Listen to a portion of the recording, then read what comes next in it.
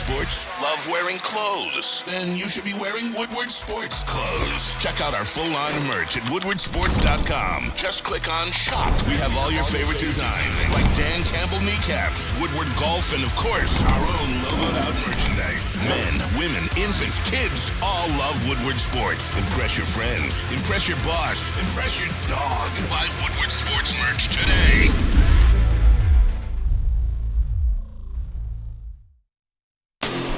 What up, though, Detroit? Welcome to Wake Up Woodward.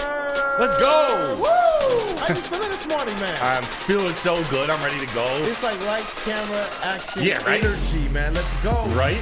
Welcome, chat family. As always, you guys are a very, very, very important part of this show. So as you enter, hit that like button and encourage other people to do so as well. And the phone lines are open, 313-552-6322. We got a packed show today. Do you want to tell the people about what's going on? I do, although Eduardo O'Neill in the chat just reminded me, or just pointed out to me, every time we type in here we go, he thinks of Dak Prescott. So I think I got to work that out of the routine, the morning routine. We'll have to find another catchphrase to start. Like, Omaha? It's time to go to work. Omaha? Yeah. Oh, it's time to go to work. Here we go. Time to go to work. Remember Mehmet Okur? Go, it's time. Up on the screen. Yeah. They would do the intro. Yes, sir. No, we have an awesome show planned. It wasn't the most exciting night in Detroit sports, although we got a big win out of Michigan State basketball. We're going to talk about that. We're going to go around the city in our first segment here, talking about all the teams, any action that happened last night, any transactions, any big moves or news from these teams. Then we're going to be talking about those Red Wings and those Michigan State Spartans. I know Flannel Sam was ready to go on a rant. If they lost last night and they got somewhat or very close to eliminated from postseason play, he was going to go off on them. But they held back. They came out on top last night against Northwestern. Then at 8:30, we got the doc. We got John Maakaron, publisher of All Lions, Sports Illustrated's All Lions. He's coming on. Then we're going to talk a little Tigers at 8:45. We're talking Tigers preview. Actually, it's going to be around the corner. Yes, it is. Actually, it's going to be at 9 o'clock. We're talking Riley Green. We're going to do a little player preview of Riley Green. They didn't have a game yesterday, so Sam Flannel, Kool-Aid, JB, we're going to be talking Riley Green. That's an important piece for this Lions team. Yes, and then we're going to get into this cornerback discussion for the Lions. They've been making some moves. A somewhat long-time Lion is about to get released, unfortunately. We're going to shout him out here in a few minutes. But they got some decisions to make in their secondary. That's what we're going to end the show with right before What's Trending with JB Smooth. Kool-Aid, you ready for this show? I'm ready for this show, and I definitely want to say thank you, Sam, once again for stepping up, brother. Thank you, man. It's always good to have you on the show. I'm a little disappointed that we will not get that rant, but I'm sure Michigan State will give us another opportunity to get that rant at some point. Well, congratulations to Michigan State for temporarily saving your season. And that's sincere. Obviously, they didn't play their best game, but they held Northwestern to 49. But damn it, Northwestern had a golden opportunity to vanquish those bums from East Lansing, and they didn't do it. Yeah. But you know what? Again, congrats to MSU on senior night for getting that win. You did save your season. Credit where credit is due. I figured we would start there just to kind of talk about it briefly. I know we're going to get into college basketball a little bit more in that second segment, but Mr. JB Smooth over there, Woodward Sports' MVP. I usually love the gear. I don't know how much I like it this morning, though. Hell no. Not today. I mean, I love it personally. Hey, show the people, man. Show the people. You get to be able to do this. Hell no. Ew. Beautiful. It's beautiful. Shout out to the Spartans last night. Senior night getting that dub. Once again, as Sam said, saving the season. But I still need the one more win to be comfortable with them getting into the tournament now. You look comfortable in that hoodie. You look comfortable in that hoodie. Shout out to everyone who's joined today. We got Dan Wood, John F. and Lord, All Day Detroit Sports, JZJ. I see John Maakaron in here already. John F. and Lord, Eduardo O'Neill, Tyler B., Detroit Grit, Jay Cruz, and we got a crew today. Freddie Felt 313. I'm sure Tammy Chin's going to show up. I'm sure Jan's going to show up. It's 8:05, baby. Let's go. Let's kick this off around the city. Yeah. You know what? Just to kind of put a bow on this for right now, MSU, they beat Northwestern 53-49, led by Tyson Walker's 19 points, man. And it was a big win for them. It was a big win. I know we were talking to Griffin. I know JB and these guys. I'm still going to say Oakland University, the best basketball team in the state. How you feeling about that, JB?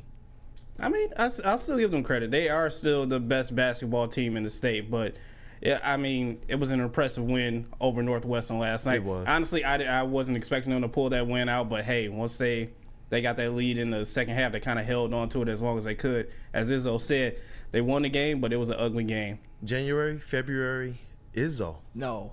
No, and you know what? Tom Izzo has made 8 Final Fours, so by some degree, you can say that nickname is appropriate. But he needs to stack up another national championship or so before we call him January, February Wait, Izzo. save it. Second segment. I will. Oh, yes. I'm excited for the second segment. But the Red Wings, and we're going to talk about that a little bit later too, they do lose to the Avs 7-2. Are the Red Wings in a little bit of trouble? If a loss, if that's what you call it. Like John Maakaron, Doc in the chat said they got spanked. They got spanked. I turned it on. I was watching. I saw Fabry get the first goal of the game. They went up 1-0. It looked like energy was starting to take over Went up that with, wing 2-1 wheel. Within well? a minute, it was 1-1. They answered back. They're now 0-3 with the priority waste disposal patch. Yeah. Terry said that a couple days ago that we should have brought that up, and we didn't really talk about it. But since that time, that's kind of been like this anti-wake up Woodward effect. Yeah, they've been playing like garbage. Yeah, we do. we do. That they might make an appearance on Chin Music tomorrow night, our version of RIP Tuesday from Big D Energy. That patch might need to go.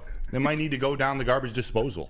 He said they've been playing like garbage, man. That's a good one. I see what you did there. I mean, hey, they just toss it. I mean, if you're going to put a garbage company on your jersey, you got to be aware of the jokes that are going to come. Yeah, definitely. And you know what? Because we got a former University of Michigan baseball player, a Michigan man here. Come on. Talk about your team. Michigan baseball, a little 13-5 win over the Oakland University Grizzlies yesterday. This was their home opener, game 13 of the season. Home opener here in Ann Arbor. That's right, 12 games down south and out west. Star of the game, third baseman Cole Caruso. He led the way with 4 RBIs, which came from 1 hit, a grand slam. It was a pretty dominating effort from the Wolverines. Had to shout out my old team, 13-5 win over Oakland University. Hey, that's a good win. I know you and Giovanni Mosheri yesterday of sports director of WXOU Radio at Oakland University.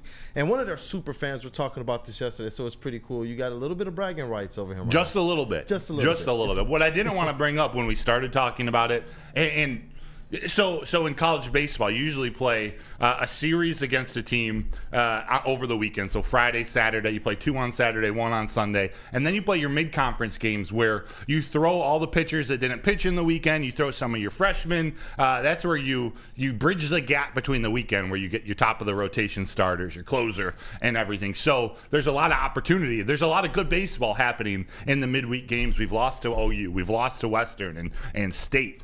So it brings some parity to college baseball with how the schedule works. So there we go, 13-5 win over Oakland University. Yeah, definitely. And the Pistons, they have a game tonight against the Brooklyn Nets. This is a game that, honestly, I want to see them just go out there and win. The Brooklyn Nets are underneath interim head coach right now, Kevin Ali. That might be a familiar name because it was a name that, honestly, a lot of Pistons fans thought was going to be their next head coach as well before Tom Gores made the pivot and brought in the very well-paid Monty Williams. So they do have shoot around today. I'll try and make it out there if we got a little bit of time, get some content as well. I heard that the average age of the Pistons team, it jumped. They were, 30th in the NBA. Now they're up to number 5 in the NBA after adding Taj Gibson. You know what? That was just Taj wrong. Gibson, guys. I listen. I want to. 38. If this was 5 years ago, even I would be like, you know what? This is a really, really good kind of signing for this young team that needs to learn toughness. You guys have heard me on this show for like the last 2 or 3 weeks talk about the fact, as well as the Woodward Pistons podcast, saying for over 2 years on that platform, saying this team needs more toughness. And there would have been a time that I would have said that guy would have been Taj Gibson because he could also produce on the court. Right. Maybe he can help them as a locker room presence. I don't know. This is an interesting one, man. I always think of him in the not as star-studded, but in the Nelson Cruz category of, it seemed like whenever the Pistons played him, he would just ball out. It'd be 18 points, 18 rebounds. And it would be a physical, tough 18 points. Even if he was only getting 10 and 10, he was a presence on the court the entire time. What can he be now? Sam, I see you over there, man. What are you? We're not going to spend too much time with it, but I see you over there. What 38 years Hey, old. easy guy, Broder, comparing Nelson Cruz and Taj Gibson. I get what you're saying, but there's like Taj Gibson being the Piston killer and Nelson Cruz being the Tiger killer. But there's levels to this, and I know you know that. I mean, Taj Gibson, who I hate to say this, but just like who cares? He's 38. Is he going to be anything other than what Udonis Haslem was for the Heat? I don't know. This is a nothing burger. Yeah, this is what the phrase nothing burger should have been invented for. I feel like nothing burger has a little bit more substance than this. We got some mayo, some mustard. At least a little bit, man. I don't even like mayo. Why'd I go there first? Ketchup, mustard. Oh, because he's old. Yeah. But we go around the city. We got to talk about it. It happened. Hey. We talked about it. We won't talk about it again. So, Taj Gibson, everybody. It's kind of a microcosm of the Detroit Pistons season, man. Like, I don't know. Like, Bring back Daniel Gibson. I think we need some Daniel Gibson in the state of need a little Michigan. bit of Booby Gibson, We right? need more boobies. Gibson. Daniel Gibson. Booby. Catchphrase. All right. And Golly. the Detroit Tigers, man. Is there anything of note? No, they were off. They've been playing, 7 days in a row. Yeah. They are off yesterday. They play again tonight against the Blue Jays. We're going to talk about Riley Green at 9 o'clock. So that's where you're going to get your Tigers fix, that medicine, at 9 o'clock. Definitely. And Oakland University Hoops, obviously we're going to continue to cover our 4-5 teams here. And you know what? We have people tagging us saying, please cover the Michigan Panthers as well. Right? So maybe we'll dedicate some segment in the future to them as well. But Oakland University Hoops, the Horizon League opener is tonight against Fort Wayne. We had Giovanni talk about it yesterday. Just a reminder to you all. They play at the arena out in Rochester, out at Oakland University at 7 o'clock p.m. And so if you're around, go to that game, support them. It is an awesome experience. They're expected to win. You win, you move on to the next round. The next couple games take place in Indianapolis. Freddie Felt might be in the building if they go to Indy. So we're rooting for OU. And they have to win. You know, you talk about having a good season where you go out there and you win the regular season Horizon League title. But because of the conference and the weight of the conference that they're in, they actually have to go out there now and get a second title in this Horizon League tournament to be able to make the big dance, March Madness. So definitely we're going to be rooting them on. Great hospitality when we went out there to Oakland University. And for at least our guy Giovanni, who's a senior, let's get him some March Madness this year. Let's go. Let's go. And just really quickly, man, before we get on to this next segment, we got to shout out to Jerry Jacobs, man. I'll let you do the honors. I know you were in that locker room. You were around this team this year as our credentialed Detroit Lions beat writer and beat reporter, man. Jerry Jacobs. This is a player, just before you go, that when the Lions first got him, and I saw him out there in the field, I was like, you know what? He was a guy that I didn't have a lot of expectations of, but the way that he was playing, the physicality, the kind of all-out hustle, and I get it. Some people, they probably wanted a little bit more talent. I loved the way that Jerry Jacobs played. I loved what he brought to the table, man. I really did. Jerry Jacobs has been part of this turnaround, a huge part. And not many people had expectations. He was undrafted out of Arkansas, but that alone just embodies exactly what this Detroit Lions team has turned into. He's played, he started 29 games over the last 3 seasons at outside cornerback. To go from an undrafted free agent to a starter, a very high contributor on the Detroit Lions team that, they went through some struggles, but he's been part of this turnaround, and his teammates have seen what he's done to turn around, how he's acted throughout this turnaround, dealing with injuries too. He's struggled. He's had some games where we all know he's been maybe not attacked, but he's been put through the ringer. He's had some struggles, but he's also been there for this turnaround and was a huge player on the team that has led to where the Lions are now. He has contributed to this team. Sam, you got anything to say about Jerry Jacobs? Yeah, so this to me, I'm going to say something similar to what I said about Tracy Walker. One, Jerry Jacobs had to go. When you're left off the roster during your playoff run, the team's first playoff run in many, many years, especially after winning the division, the writing is kind of on the wall at that point. However, I will shout out that Jerry Jacobs, between weeks 4 and 8 of this season, had a three-game stretch of having PFF grades over 70 and 3 interceptions in that 4-game stretch. And the Lions were 4-0 in those games. In the previous season, he only yielded a 74.9 passer rating when targeted. I'm not saying that Jerry Jacobs didn't have times where he wasn't burnt toast, because he most certainly was. But he played more good football for the Detroit Lions than I think he's getting credit for retrospectively. So I'll always be grateful for Jerry Jacobs' contributions, even if his time in Detroit had just run its course. It just happens. When you're a good team, sometimes some of those type of players are ones that don't get to come with you when you win at the highest level. Mm-hmm. It probably is more like what Sam said there in the end, akin to where the Detroit Lions are headed right now. We've seen them be in positions before where players like Jerry Jacobs, they stick even around a little bit longer than they probably should, but it's really because of where the Lions were in their expectations. Now that they're moving into Super Bowl expectations, you're going to start to see the level of player and the types of moves that they make, whether they like them or not, start to change. But one of the lasting things that I will say about Jerry Jacobs that kind of sticks out in my mind is how active he was in the city, getting around to the high school football games in Detroit, supporting some of these high schoolers and such. And it was a cool thing to see him really get acclimated to the city. And that's one of the things that he talked about in his farewell message as well. Yeah, and we'll ask John at 8:30. I didn't get much one-on-one time with him in the locker room, but everyone who did says he was honest, he was kind, he was willing to speak to the media openly and honestly.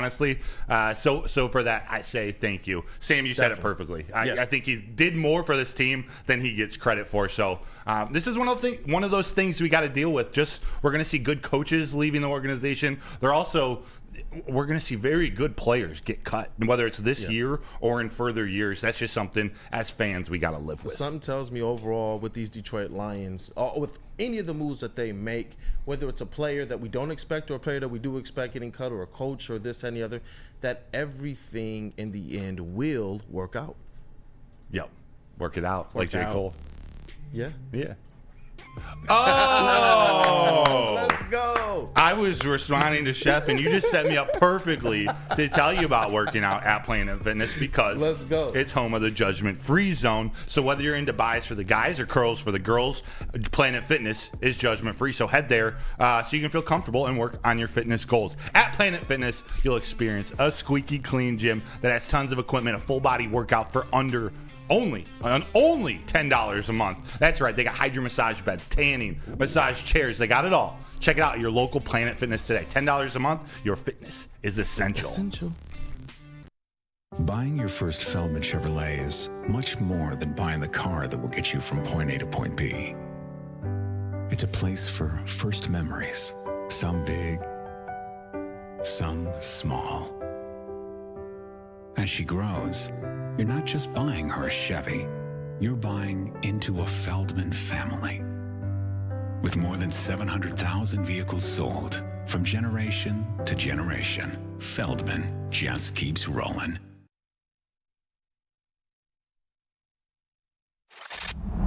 Love Woodward Sports? Love wearing clothes? Then you should be wearing Woodward Sports clothes. Check out our full line of merch at woodwardsports.com. Just click on shop. We have all your favorite designs, like Dan Campbell kneecaps, Woodward golf, and of course, our own logoed out merchandise. Men, women, infants, kids all love Woodward Sports. Impress your friends. Impress your boss. Impress your dog. Buy Woodward Sports merch today. Where's the most convenient place to get that big fitness energy? It's Planet Fitness. Join today for just $1 down, $10 a month. With over 2,400 locations and equipment for every workout, you can get in, get energized, and get going. And with free fitness training and most clubs open 24 hours, everyone belongs in the judgment-free zone. So join today for $1 down, $10 a month, no commitment, cancel anytime.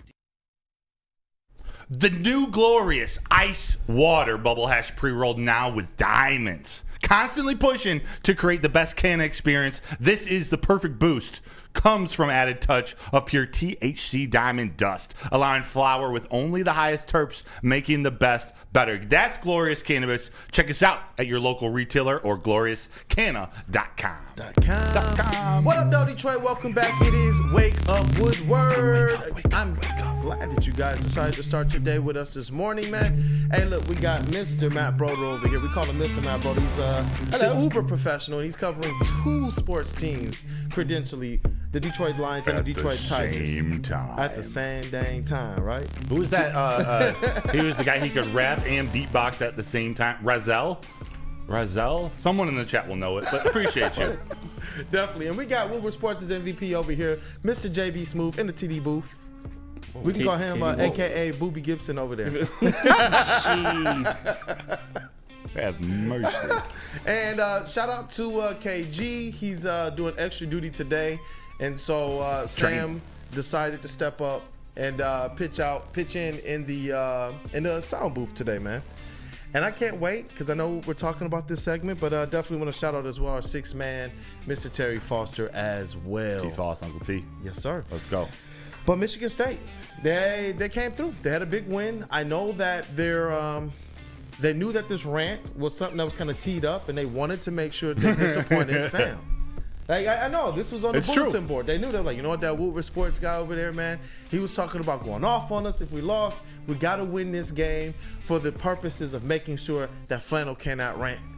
Yeah, I mean, and like I said in the open, I have to give credit where credit is due. It was an ugly win, but they got it done off of the backs of 2 of their seniors, Tyson Walker and Malik Hall, I got to give him credit. He's had a hell of a season. He had a hell of a game last night. 15 points, 17 rebounds. They certainly didn't win because of Jaden Akins and AJ Hogard, who shot a combined 2 of 14 and 0 of 6 from 3, and who both have had pretty miserable seasons, at least by some standards. I'd say by their standards. But that's the thing. Michigan State, they obviously came into the season with very, very high expectations. They were preseason number 4. They had the highest ranked recruiting class in the Big Ten, the 5th highest ranked in all of the NCAA, and returned AJ Hogard, Jaden Akins, Malik Hall, and Tyson Walker. And so far this season has been very much a disappointment, although with that win over Northwestern, they did in some ways save their season, because I don't think there's any way that they don't get into the tournament at this point. But still, the only thing that would salvage their year, I think, would be a deep tournament run, which, to be honest, this season with Michigan State, I mean, and I'm curious to get if I get to talk to Spencer Raxter or Griffin Lackey or Chris Platty later on in the day, our esteemed Michigan State alums. Who's been good this year besides Tyson Walker and Malik Hall? I would say nobody. AJ Hogard sucks. I'm sorry. I know a lot of people like him. He sucks. Jaden Akins has had a very disappointing year. Their top recruits, Xavier Booker, doesn't get on the court. Cohen Carr doesn't get on the court. And Jeremy Fears, unfortunately, got shot in the leg, which grateful that it wasn't worse. Hopefully he can get back on the court next year. But this year was a lost season for him. So overall, Michigan State's season has been a disappointment. I can't say a lot because I'm a Michigan basketball fan, but I will say this. In the sport where in football, where Michigan was supposed to be a national championship contender, they actually went out and won the Natty. Michigan State, where they're supposed to be a national championship contender, they are in danger of having a 500 conference season and barely getting into the tournament. In the NCAA tournament, you can still make a run, but I think even State fans are feeling that's highly unlikely. And you know what? We got to ask our resident State fan on the show, Mr. JB Smooth, about this win, about how you're feeling with your Michigan State Spartans kind of heading on. We know that the Big Ten tournament is looming, as well as March Madness. What's the overall pulse? The overall pulse is still nerves regardless. As Sam has said, this season has not gone well for them, and we were expecting high hopes for them once again.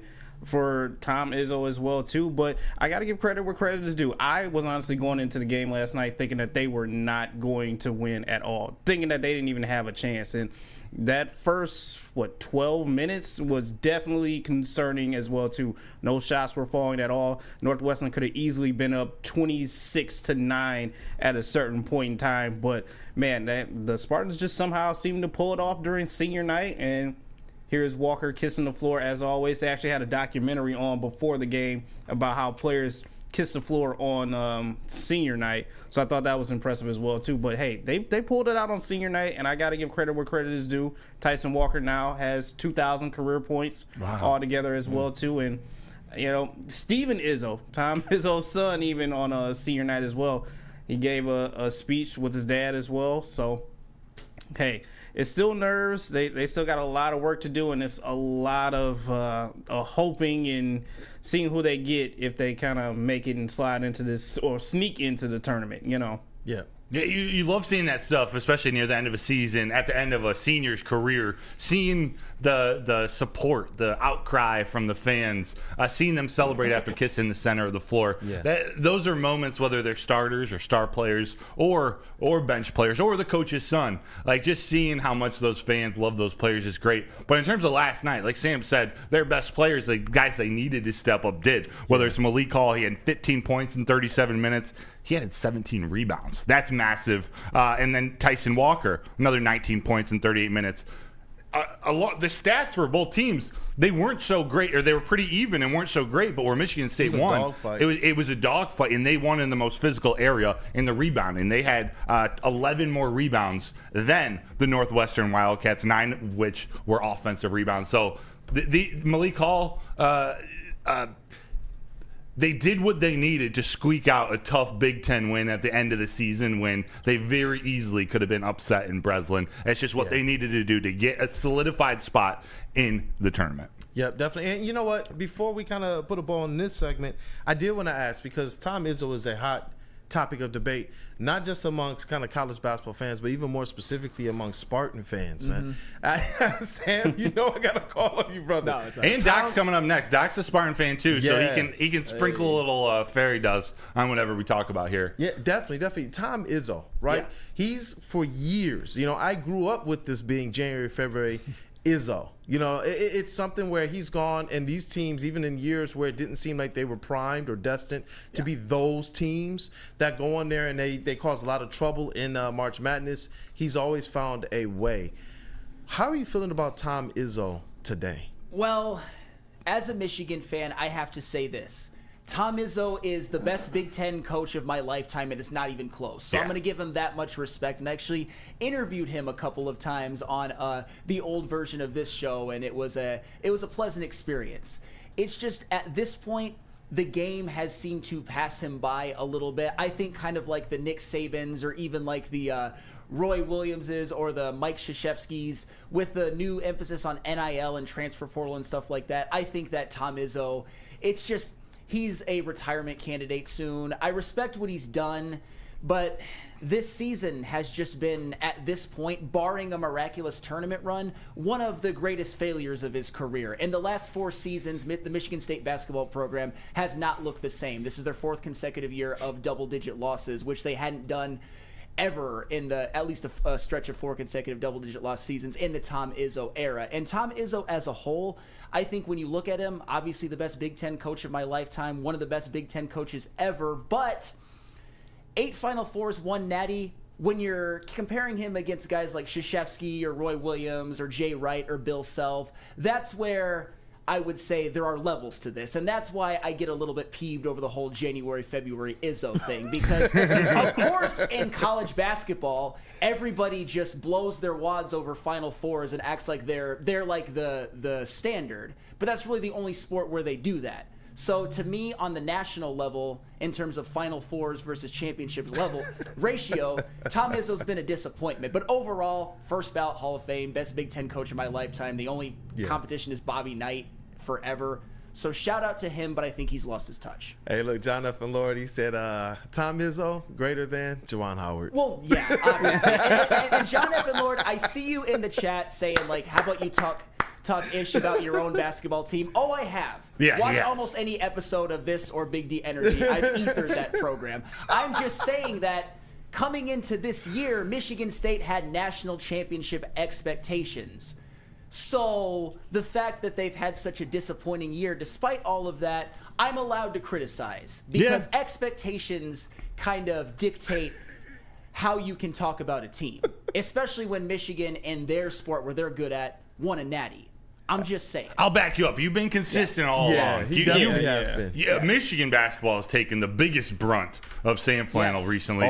This is just, you're speaking honestly, your opinion, and I happen to agree with a lot. I respect it as though, I respect it. I'm going to leave it at that. Yeah. Hey, you know what? Shout out to Luigi Gaming. I saw you put it up there on the screen very, very quickly. He says January, February, Howard. That's the that's the NIT slogan. That's the Michigan is not even going to make the CBI this year. Yeah. They are going to win 8 games this season after they lose on senior day to Nebraska. That's so messed up. Golly. Are you happy, Jonathan Lord? You'll get this every day, I promise you. Well, you know what, man? We're hoping that Tom Izzo can get the best out of these Michigan State Spartans. I know at least JB is hoping that. But I can tell you guys where you can get the best for your pet. At the You best know where? around. Premier Pet Supply, man. It's hands down Michigan's best pet store. Same prices and all the conveniences of the online and big box retailers with one major difference. They're family and locally owned and operated for 30 plus years. Over 60 brands of food with nutrition experts to help you. Same day, local curbside and home delivery. Premier Pet Supply. Give your pet the best at www.premierpetsupply.com.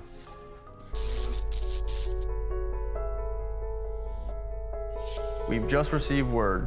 The world's cannabis supply has vanished. The public is outraged and has taken to the streets in response to this tragedy. The individual responsible acted alone, and we can only hope they will make things right soon.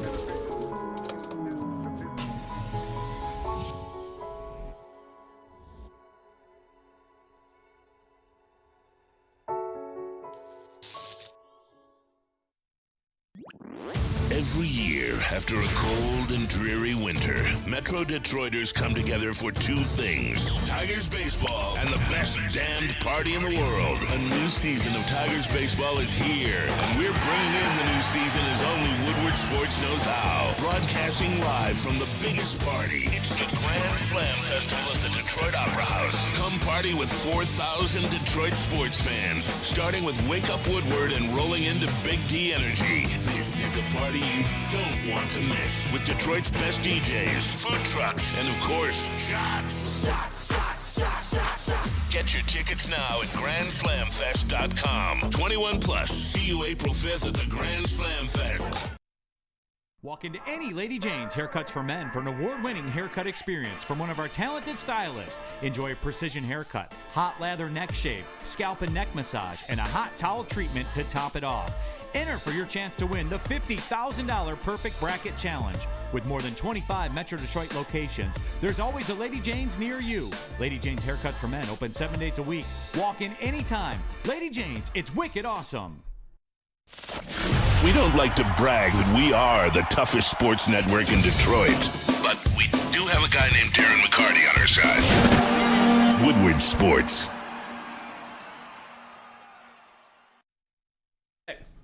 Football season is over, and spring training is halfway through. We got the big tournament coming up here in college basketball. But Jack Labrador, they're around 24/7, 365 days a year. You can go to jacklabrador.gg now and learn how to play this brand new game. They got 2 new symbols and a franchise-changing 3-point play, putting the same old rock, paper, scissors to rest. So remember, once you go Jack, you never go back. Check out jacklabrador.gg now.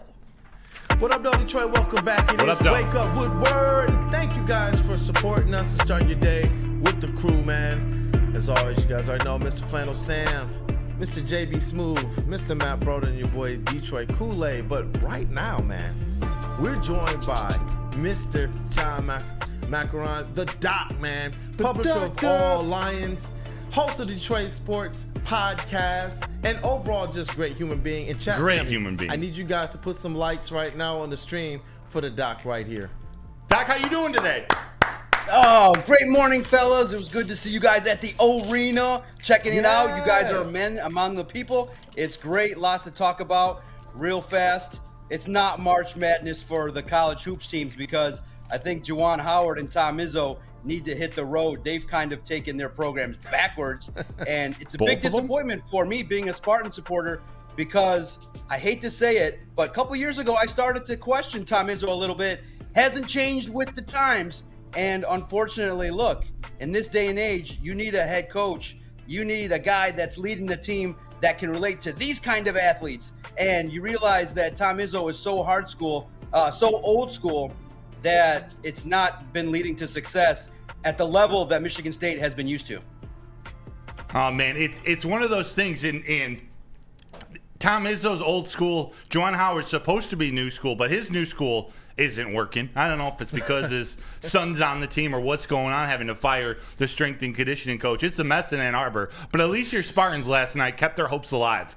Not only going into the Big Ten tournament, but in March Madness. Do you have any thoughts on the game last night before we got some Lions questions to ask you?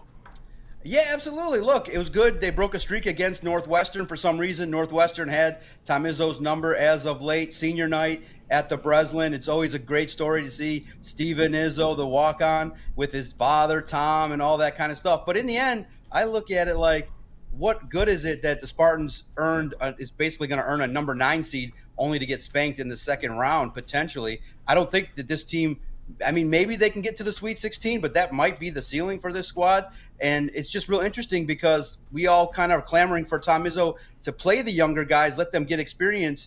But unfortunately, you look at it, recruiting is at that level. When you don't recruit at the highest levels, this is what you get. You get 12, 13 lost seasons in several seasons in a row. And it's a program that really used to be considered elite. Now it's just middle of the road. Middle of the road. That's tough. That's tough to hear for a lot of Michigan State Spartans fans, I believe. Unfortunately, us Michigan basketball fans have gotten used to the losing ways. You're not lying there, man. But Doc, with all the news yesterday with the franchise tag, actually it was Monday, franchise tags, or Tuesday. Earlier in the week, the franchise tags were placed. We got news that there are going to be roster cuts. There are going to be official roster cuts starting next week, too. Was there anything that stood out to you before we get specific into any certain positions? Where was the biggest news for you in terms of either the franchise tags or players expected to be released and become free agents? Yeah, you look at the Bills yesterday, went on a slashing spree. They needed to save some cap room, so they had a lot of players that they had to move on from. This is a time of year where teams are needing to kind of find their monies to get into the new year for free agency. So that's where you start to see some of the guys ages 27 and up, elevated contracts start to get, the general managers have to make tough decisions to get their roster spots in order and their salary cap in line so that they can potentially add new players. Look, to me, I was just monitoring those that are tagged that potentially could have, players that could have drawn interest from the Lions. And that's what's tough is that we all here in Detroit want high-end free agents. Right. And unfortunately, those guys that are supremely talented, like the Jalen Johnsons, like the L'Jarius Sneeds, they get tagged, and it's an advantage. It's a tool used by these teams to be able to, first and foremost, really if a team wants a player of that caliber, then they're going to have to go out and trade for a player like L'Jarius Sneed or a Jalen Johnson. It makes it tough for the Lions because if you want a player of that caliber, you got to go out there and trade draft capital and give a player a big contract, which Brad Holmes hasn't been. Yep, it hasn't been shown that that's the strategy that he typically deploys. So it's been interesting across the league. A lot of the players that maybe the Lions fans would like have been franchise tagged. But still, there's still opportunities for Brad Holmes to improve this team. Yeah, and speaking of which, John, I mean, we've seen how Jalen Johnson got tagged and Josh Allen and Brian Burns, and you've also saw, especially when it comes to the Buffalo Bills, a lot of players now being available on the open market. So after all that has happened in the last couple of days, where are you at right now when it comes to free agency? And by that, I mean, if there's one position of need that you would like to see the Lions make a move in free agency to improve their team, what would it be? See you always, man. Sam in the booth.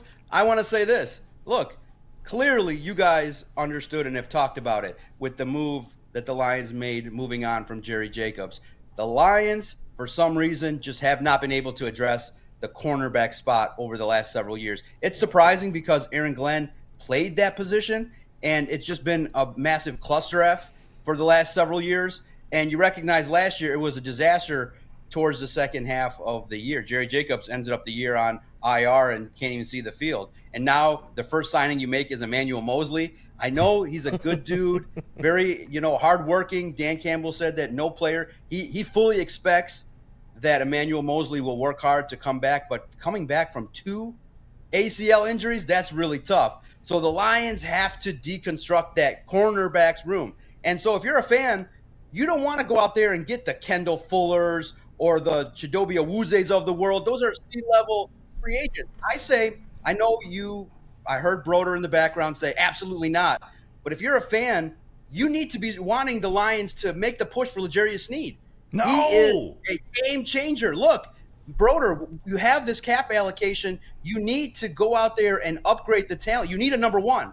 And yes, you can find talent in the draft, but you're not going to count on a rookie in his first year to carry a defensive unit. You need an experienced veteran. And that's a spot at cornerback that has been you see a clear deficiency. L'Jarius Sneed's the top guy out there. And if you can finagle a third-round pick and maybe a pick in 2025, along with, potentially offering him a $19 to $20 million a year contract for 2 or 3 years, I make the move. I think Brad Holmes needs to send the message that the time is now to win at this level. And I think L'Jarius Sneed, look at the numbers. He barely gave up, I think, no or 1 touchdown the entire year. He played for Steve Spagnuolo, one of the best defensive coordinators in the entire league. There's so much positivity that I think the risk is not that great. And I'm really confused by people that say, oh, we don't want to spend money. We don't want to spend.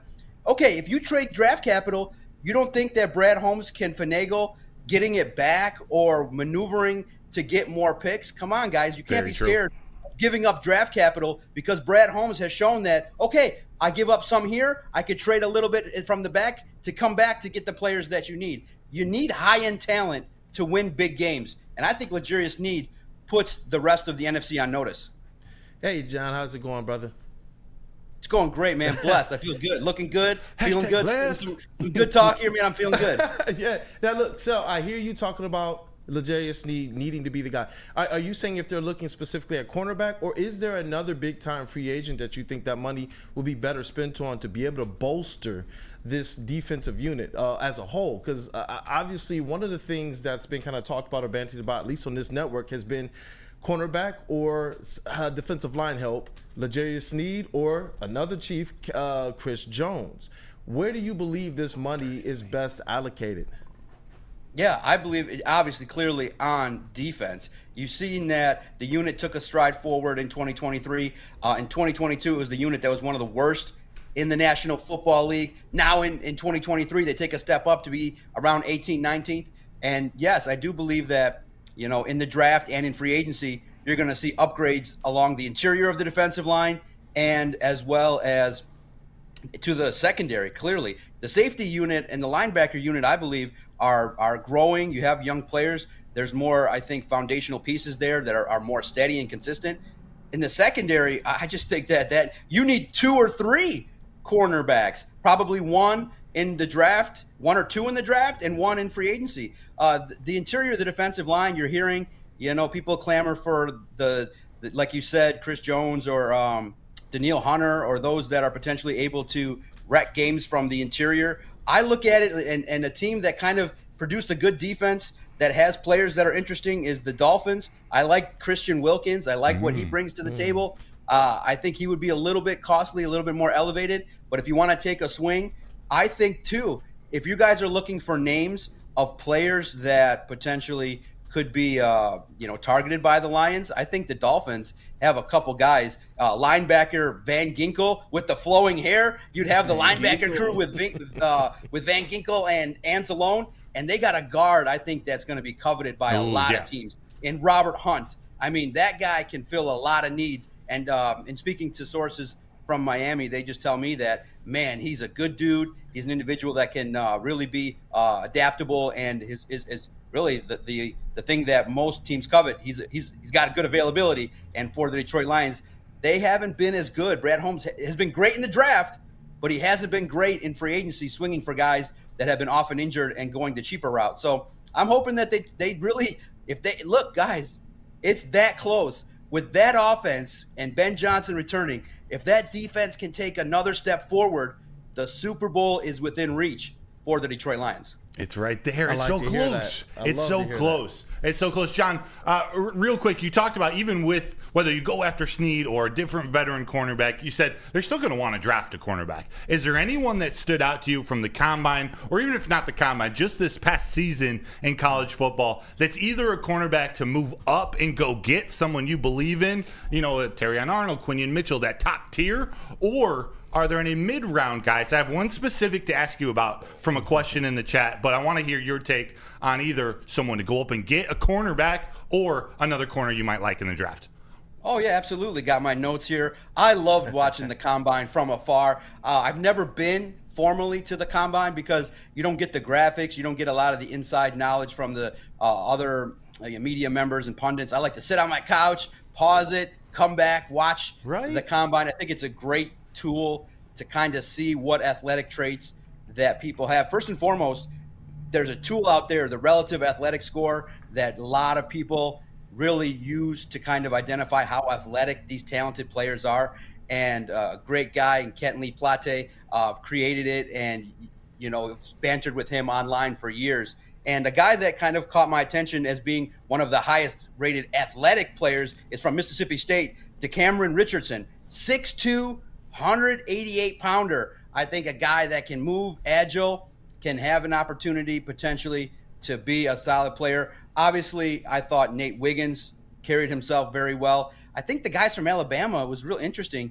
Kind of took a dip a little bit in regards to, injuries coming out and not their best in Terrion Arnold and Kool-Aid McKinstry. So I feel like they may be there at 29, but in terms of their combine situation, they didn't kind of show out as many people thought they would.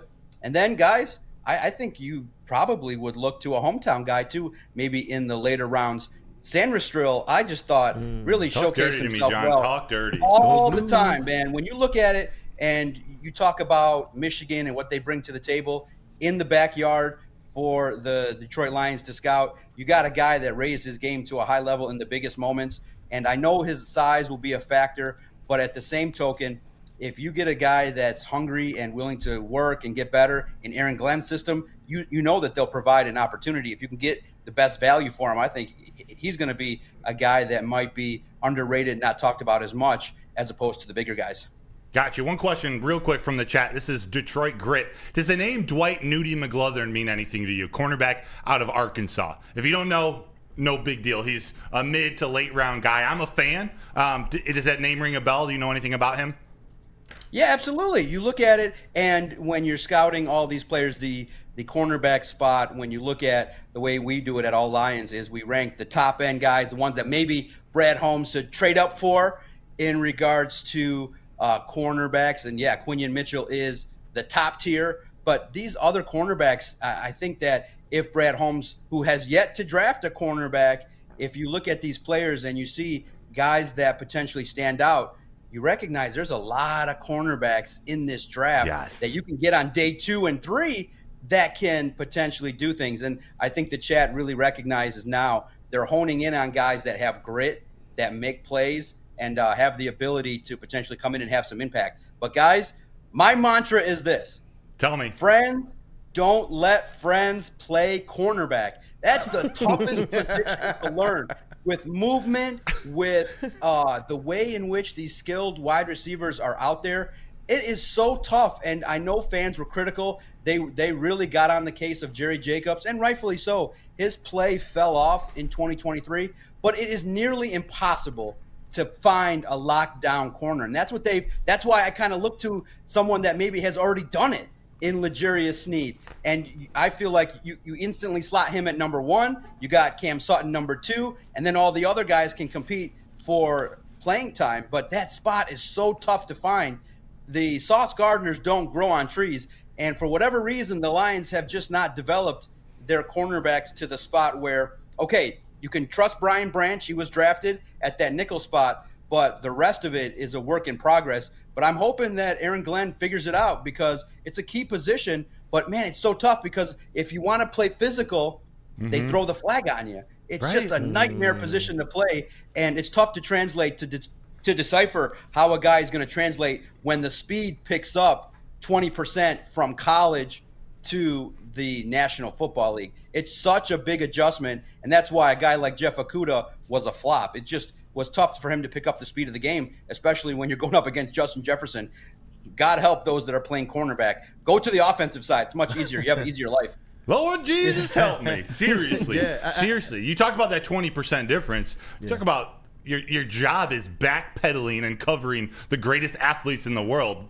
Come on. It doesn't get much harder than that. I'm right with you, John. John, we appreciate you so much. I know Kool-Aid has a super chat, something from the chat he wants to read you. But, dude, we appreciate you so much. Kool-Aid, what you got? No, definitely. I was going to say as well, I think that last point you made, it kind of backs up your greater point as well of L'Jarius Sneed, somebody with a little bit more experience and probably a little bit more respect than what one of the rookies would have just starting off at the cornerback position.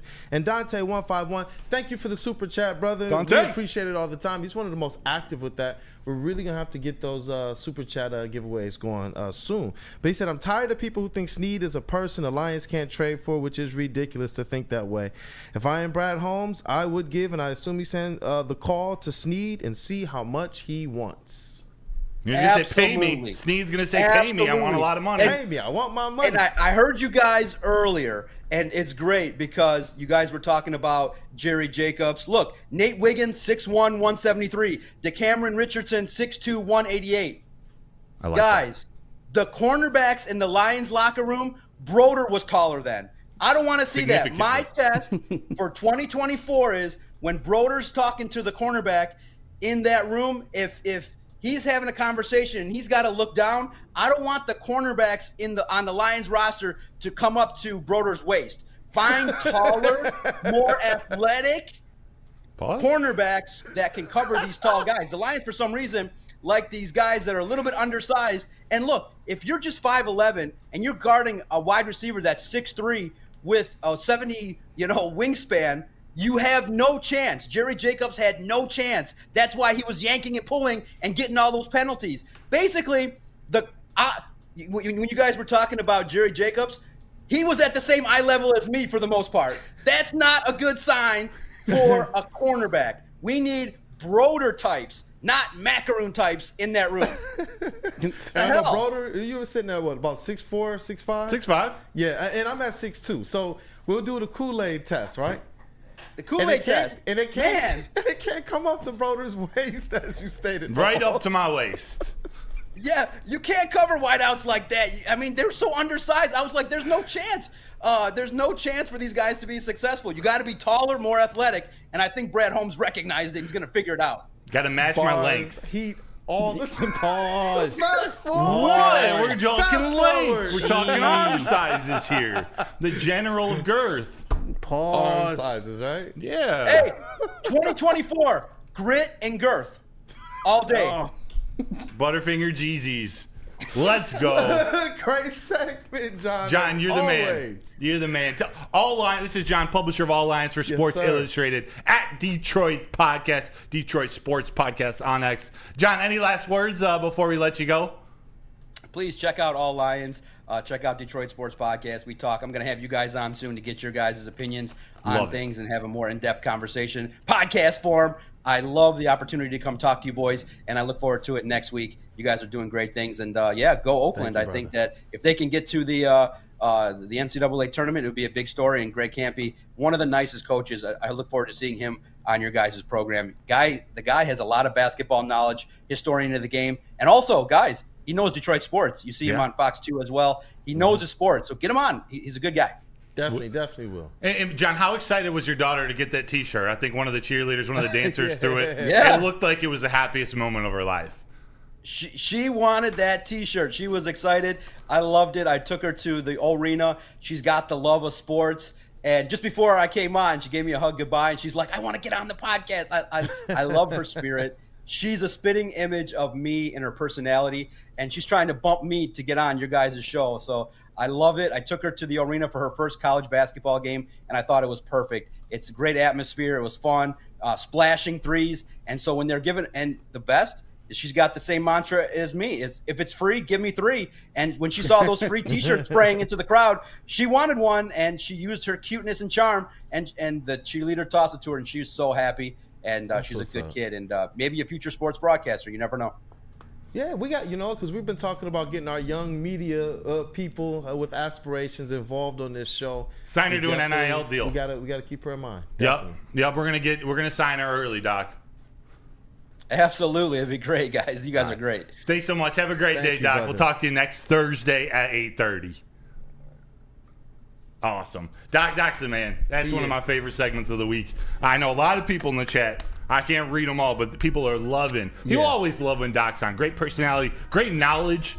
If we have fun with him, Doc's all around. Doc, everybody. Great. All Lions, all Doc. Yes, sir. How about it? He's just a good person overall. Like I said, a lot of us have known him even before this, and just kind of the work he does, what he does to feature other people.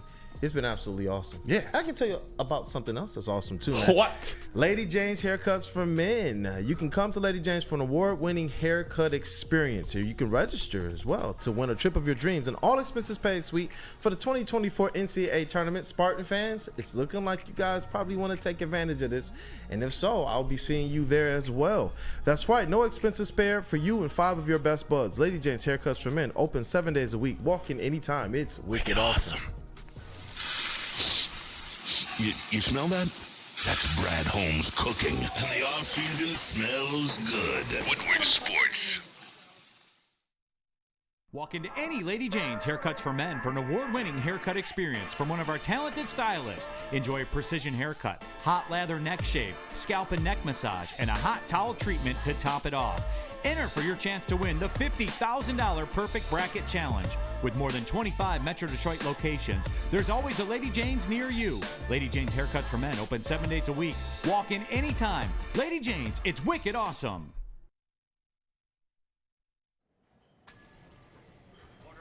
Big Boy Seafood Fest is sailing in with a fresh catch of favorites.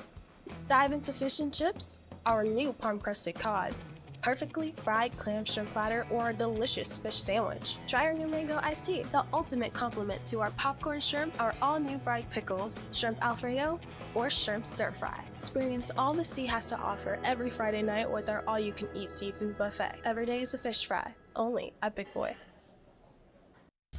Game is won in the trenches, and our big fellas don't mess around. The Woodward Heavyweights on Woodward Sports. How would you like to win $50,000? It's a Woodward Sports 50K Bracket Buster Challenge brought to you by Glorious Cannabis, Lady Jane's Haircuts for Men, and Soroki's Crispy Chicken and Pizza. Register for your chance to win at any Lady Jane's or Soroki's location, or just scan the QR code right over there. Right over there. The shot clock is ticking. You got to register today at WoodwardSportsBracket.com. That's WoodwardSportsBracket.com. And you could be $50,000 richer. Ooh. Let's go. Let's go, man. Welcome back to Wake Up Woodward, where you, chat family, are a very, very, very big part of this show. Thank you for your support and starting your day and your morning off with Wake Up Woodward, man. You guys encourage us and motivate us to continue this thing on and try and do the best job that we can. I want to shout out our booth today. Definitely. Mr. Flannel Sam Reynolds is over here holding it down for KG in the sound booth today. We got Woodward Sports MVP as well, JB Smooth. And I didn't do this right for Sam either, because Sam is our vet. He's our veteran here at Woodward Sports. You're Mark Canna. Yeah, just. Although you've been here. So not Javi Baez. Definitely not Javi Baez. You're way better than that. Thank you. That's a young Tigers team. Now that I think about it, they don't have any vets. But they got a lot of expectation this year, at least in the AL Central. Yeah. And obviously, Mr. Matt Broder here. What's up? And it's your boy Detroit Kool-Aid. Red Wings got vets. The Red Wings have also had some troubles the last 3 games. And I saw, one of our coworkers here, show host from, I like the hat switch, show host from the Woodward Heavyweight, Spencer. He went online on the Twitter, on the X, I guess that's what they're calling it now. And he said the famous words of Aaron Rodgers, relax, RELAX. And Flannel, I gotta ask you, man, and it is to everybody. Oh yeah, no. Is That's it our doom resident. or boom for the Detroit Red Wings as we are entering this kind of final stretch and this playoff push? I think right now Spencer Raxter's words are actually very prophetic, because I would say boom, at least a tentative boom, because here's the reality. And I always go back to this, but I just have to do it to give perspective. This season has been segmented, I would say, after that pretty poor calendar year of 2023, at least in terms of the start of this season up until December 31st. There was that stretch. Then there was that 10-2-2 stretch, which puts them firmly back into the playoff race. Then they had a 4-game road trip where they got 4 points, which was exactly what they needed. And then even on this last stretch of 6 games, 2 of them being 2 out of the 3 on the losing streak, they got 8 points. That's pretty much exactly what they needed. So it all depends on how they respond, because they're currently on a 4-game road trip that includes a game at Buffalo and a game at Phoenix, which if you get 4 points on this 4-game road trip, I'd say you're sitting really pretty. And then you have a 4 out of 5 game stretch with 4 home games against those aforementioned Buffalo Sabres and Phoenix Coyotes, and you also have the Columbus Blue Jackets, who aren't good, and the New York Islanders, who, if you win that game, that would be absolutely huge, because the Islanders are all of a sudden hot on the Red Wings' tails. Yes, it's certainly not gloom and doom. It certainly depends on how they respond. But I will say this, even though 2 out of those 3 losses were at Colorado, which there's no shame in that, although 7-2 looks rough, and then home versus Florida 4-0. Again, no shame in that, but that kind of looks rough. Those are 2 probably teams that you think could compete for the Stanley Cup this year. It might end up being Colorado versus Florida. It wouldn't surprise me at all. So not too much shame in that. But the way that they've played defensively, they've given up 5.3 goals per game in the last 3. In the last 3 games, they've been outscored by a combined 16-5. And they're looking at a stretch of at least 5 or 6 more games without their captain, Dylan Larkin. So for now, I would say boom, just based on where they're at in the standings and that they're technically right on schedule. But they need to respond, and they need to respond in the worst way, because you can't let this losing streak go on, and you can't let, like I said in a previous show, you can't let just losing Dylan Larkin completely F your season. You got to still make the playoffs, and as long as they make the playoffs, that's all they got to do, and they're still in a pretty good spot. I'm happy with this season. 100% happy with this season. That's awesome. And I just want to get to the chat real quick. And Broder, definitely, yes, I'm definitely eager to hear your comments as well. Mike G said, you can't relax. Wings holding on to a 6-point bubble in the wild card. Islanders are on the hunt for us and Tampa. Tampa will make a move. Not sure if Stevie will bolster that lineup. But, Broder, doom or boom for you? It's neither. It's closer to boom. Let me try to channel my more casual fan / casual follower of the Red Wings. Again, I love this team. I'm learning more and more about hockey each day. And the more I learn about this Red Wings team and organization, the more the pressure gets taken out of it for me, the more I can be patient, because not only do I trust Steve Yzerman, I feel so good about these guys I'm hearing down in Grand Rapids, the Edvinsons, the Kaspers, the whole slew, the goalie, a whole slew of young prospects that are going to be that next generation of the Red Wings. So when we're talking about a trade deadline, and again, I don't know the full landscape and what the trade landscape, what they're going to cost, who you got to get, who you would then need to re-sign. I know we need defense. I know we need goalie, but again, as long as they get into the playoffs, I'm happy, because I know Steve Yzerman, whether he makes a move or not, he's building this team starting in Grand Rapids, starting with his homegrown talent to then bring up and contribute for a long time. He's trying to build something sustainable to win the Stanley Cup. Not to just win the Stanley Cup, but to be in contention for the Stanley Cup each and every year. That's why I'm patient with the Tigers. Everyone wants the Tigers to go out and sign somebody. Even still, Cody Bellinger. People are fixated over Bellinger and Chapman. I don't mind this year. Yes, I want them to win the AL Central. Yes, I want the Red Wings to win the Stanley Cup this year. But I want them to be in the playoffs for the next decade. Yeah, that long-term sustainability that the Red Wings made us comfortable with during their heyday.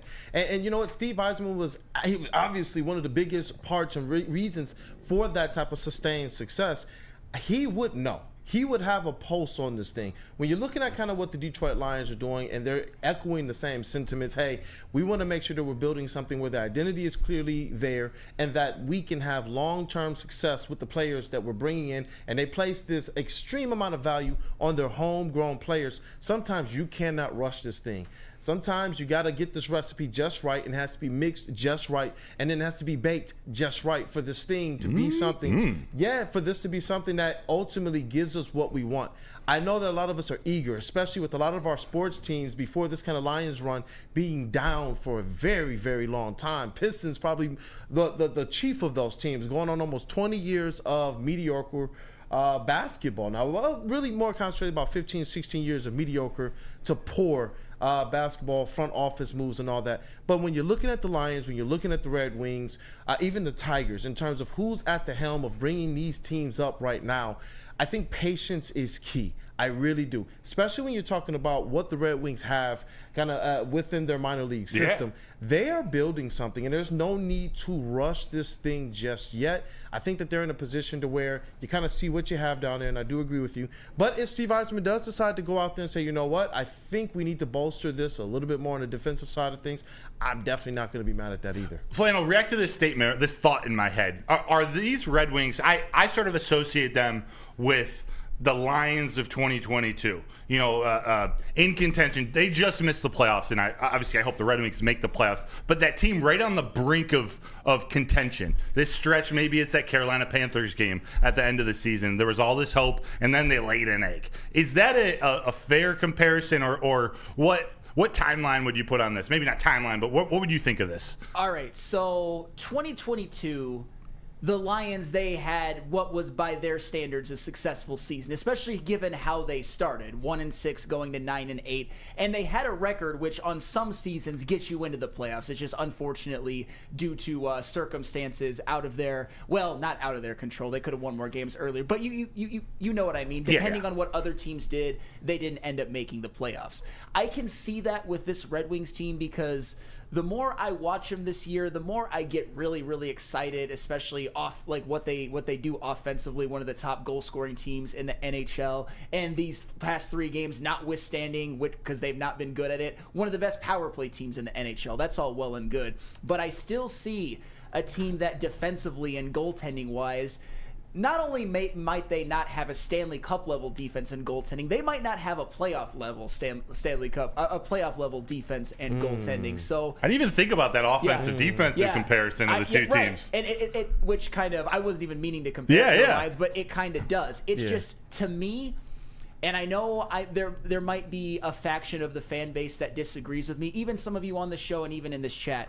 I think it's a failed season if they don't make the playoffs. Okay. One of the reasons is because I think they're good enough. It would require a late season nosedive too for them not to make the playoffs because of the position they put themselves in, and because right now it's year 5. And if they don't make the playoffs, I'm going to have some questions of maybe you should have made that move for a defenseman. Maybe you should have brought up Simon Edvinsson. And I don't think those are unfair questions because, yes, what they have in Grand Rapids with Edmondson, like you said, with Marco Kasper, with Carter Mazer, with Sebastian Kosa, they're loaded. And it looks like in the future they're set up for success. But I also think, and a lot of people aren't going to like this. Say it. If his name were Steve Johnson, some people would be a little bit, because I truly believe there are people that if they don't make the playoffs by year 7 or 8 will still be like, trust the Yzer plan. This is the year where they have to do it. And if they do it, I don't care if they go to the playoffs and lose in a 4-game sweep by a combined score of like 16-2. Still a successful season. But you have to at least make the playoffs this year, or else, to me, I'm going to have some questions and I'm going to consider this season a failure, regardless of how well they're set up for the future. You got to experience winning at some point.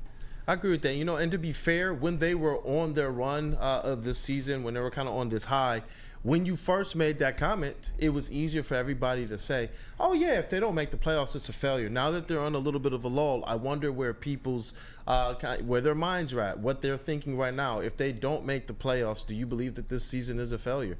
I want to see the Red Wings make the playoffs. Selfishly, as a fan, it's because of what we're used to out of the Red Wings. Made the playoffs for, what, 20 years in a row? 21 years in a row? 25, I think. 25? Yeah. Think about that. Yeah, that's a long That's time. more That's a years. lot of success. That's more years than Cam Newton has kids. I mean, Plus Phillip Rivers. Combine them. I mean, Kool-Aid and Broder and JB, we're all in our early 30s. You're all a little bit older than me, but like from 1995 to 2009, some of you guys probably got to really experience those teams. This was the best franchise in the NHL for 15 years. One of the best franchises in sports, period. 100%. You know, 4 Stanley Cups and all of that. A finals appearance, which they lost. A couple of President's Cup trophies. They were the standard for the NHL. So I do kind of understand that there's a bit of an aura when it comes to the Red Wings. You don't want to see them continue to miss the playoffs. And I understand that in theory, they're set up well for the future no matter what. And most of what Steve Yzerman has done, I agree with. But this year, especially considering that it would have to take a really rough stretch of hockey in the last month and a half of the season for them to miss the playoffs. It just can't happen whether Dylan Larkin misses games or not. It just can't. I get it. So, like the doc said with the Lions, you want to see the Red Wings add a little bit of grit and girth, especially to the defense. And I know. Yep. Mm-hmm. Damn it. Mm-hmm. And I hate to say this because I know this sounds like a cop-out answer. If they make the playoffs, I'll be like, fine, everything they did was fine. If they don't, I'm going to have some questions about what they could have done. And I know you're supposed to first guess these things. As of now, I'm okay with Steve Yzerman not making a big move at the deadline, but it just better not backfire. That's all I gotta say. I think we're learning because, we all believe that for the Lions to make the run that they actually did at the NFL trade deadline, we believed that they had to make some moves to get there. Right now, it's like, you know what? Let's kind of give Steve Yzerman this opportunity, this time. The Red Wings have kind of, like you said, segmented through the season. They've gotten themselves into a position to where they can hit a few bumps in the road. Maybe they can sustain this injury a little bit longer with Dylan Larkin out, and then find themselves kind of right back getting hot just as the playoffs are getting going. So it's going to be interesting to see, man. But I appreciate your comments this morning, Sam. But it makes me a lot more comfortable with where the Detroit Red Wings are at. And that's a good thing. But I do got to tell you guys, I got a little bit of bad news as well. Give me both. I want bad news and good news, Kool-Aid. I do have some good news. Okay, good. I'll give you the bad news first. Yep. Wait. Some good news. Hey, chat family, continue to hit that like button to support. Definitely, man. We appreciate you guys. You guys are a very, very good part of our morning every single day, Monday through Friday. But the bad news is insurance rates are going up across the board in Michigan. Surprise. But the good news is that good news, brother. It's that Swiss Insurance is here to help, man. Right now, more than ever, it's critical to have your insurance reviewed. Swiss will make sure that your carrier does not slip in extra fees or raise deductibles. You can call Mark at Swiss Insurance today or visit SwissINS.com. Tell them that Woodward Sports sent you. Hi, my diamonds. It's Crystal with an X. You want to get hot and perfect like me? Here's my super easy routine. Drink at least a gallon of water before you wake up. Attach a weight to everything in your house. Hello? Sell your car and just sprint everywhere. Scream when you exhale. Don't follow Crystal with an X. Do your own thing at Planet Fitness with tons of equipment and free fitness training in our clean and spacious clubs. Join now for just $10 a month and cancel anytime. Have an opinion? Make sure it's seen and heard. Corner jumper. Tweet us. Hop on the YouTube chat. Slide in the DMS at Woodward Sports on all social media.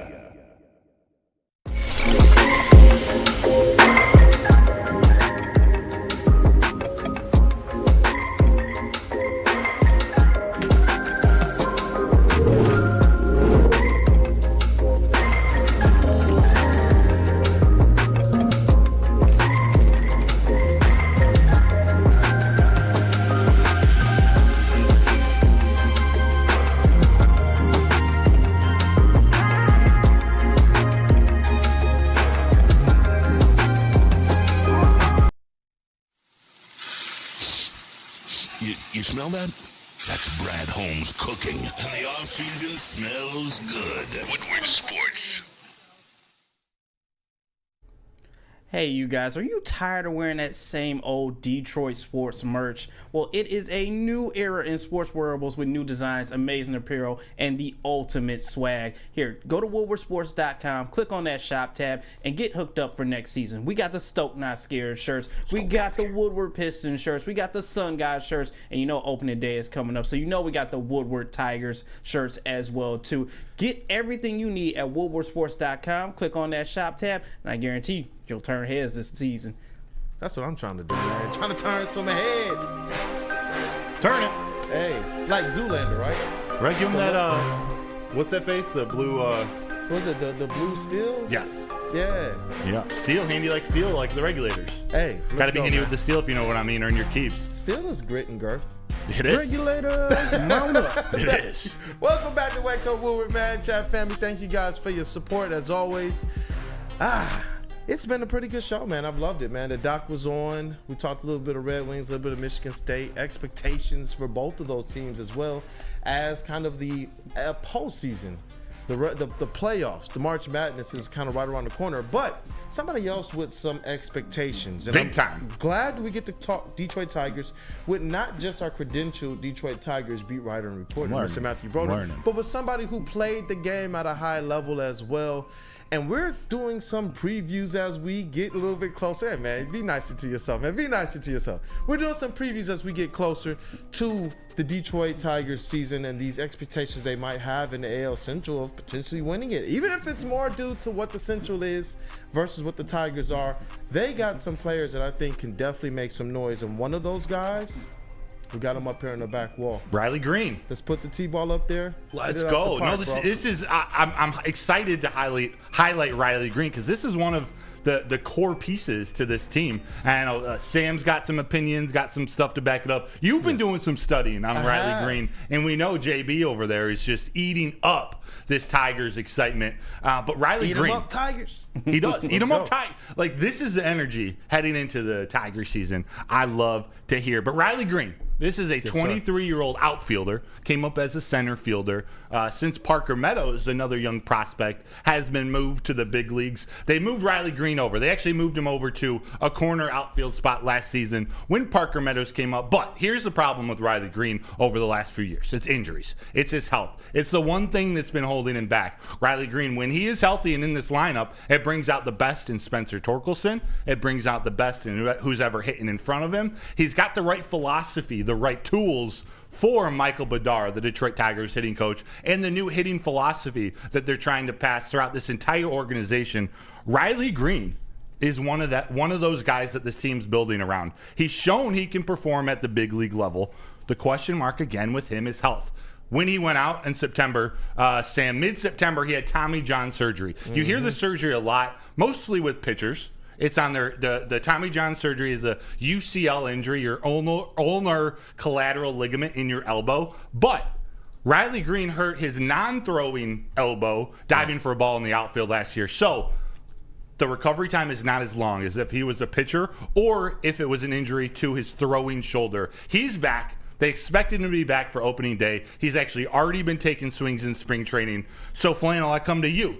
Riley Green, if healthy, he's a massive, massive difference maker on this team, right? What are your thoughts about Riley Green? All right, so pretty soon I think you're going to have to nickname Riley Green my godson because I love this man.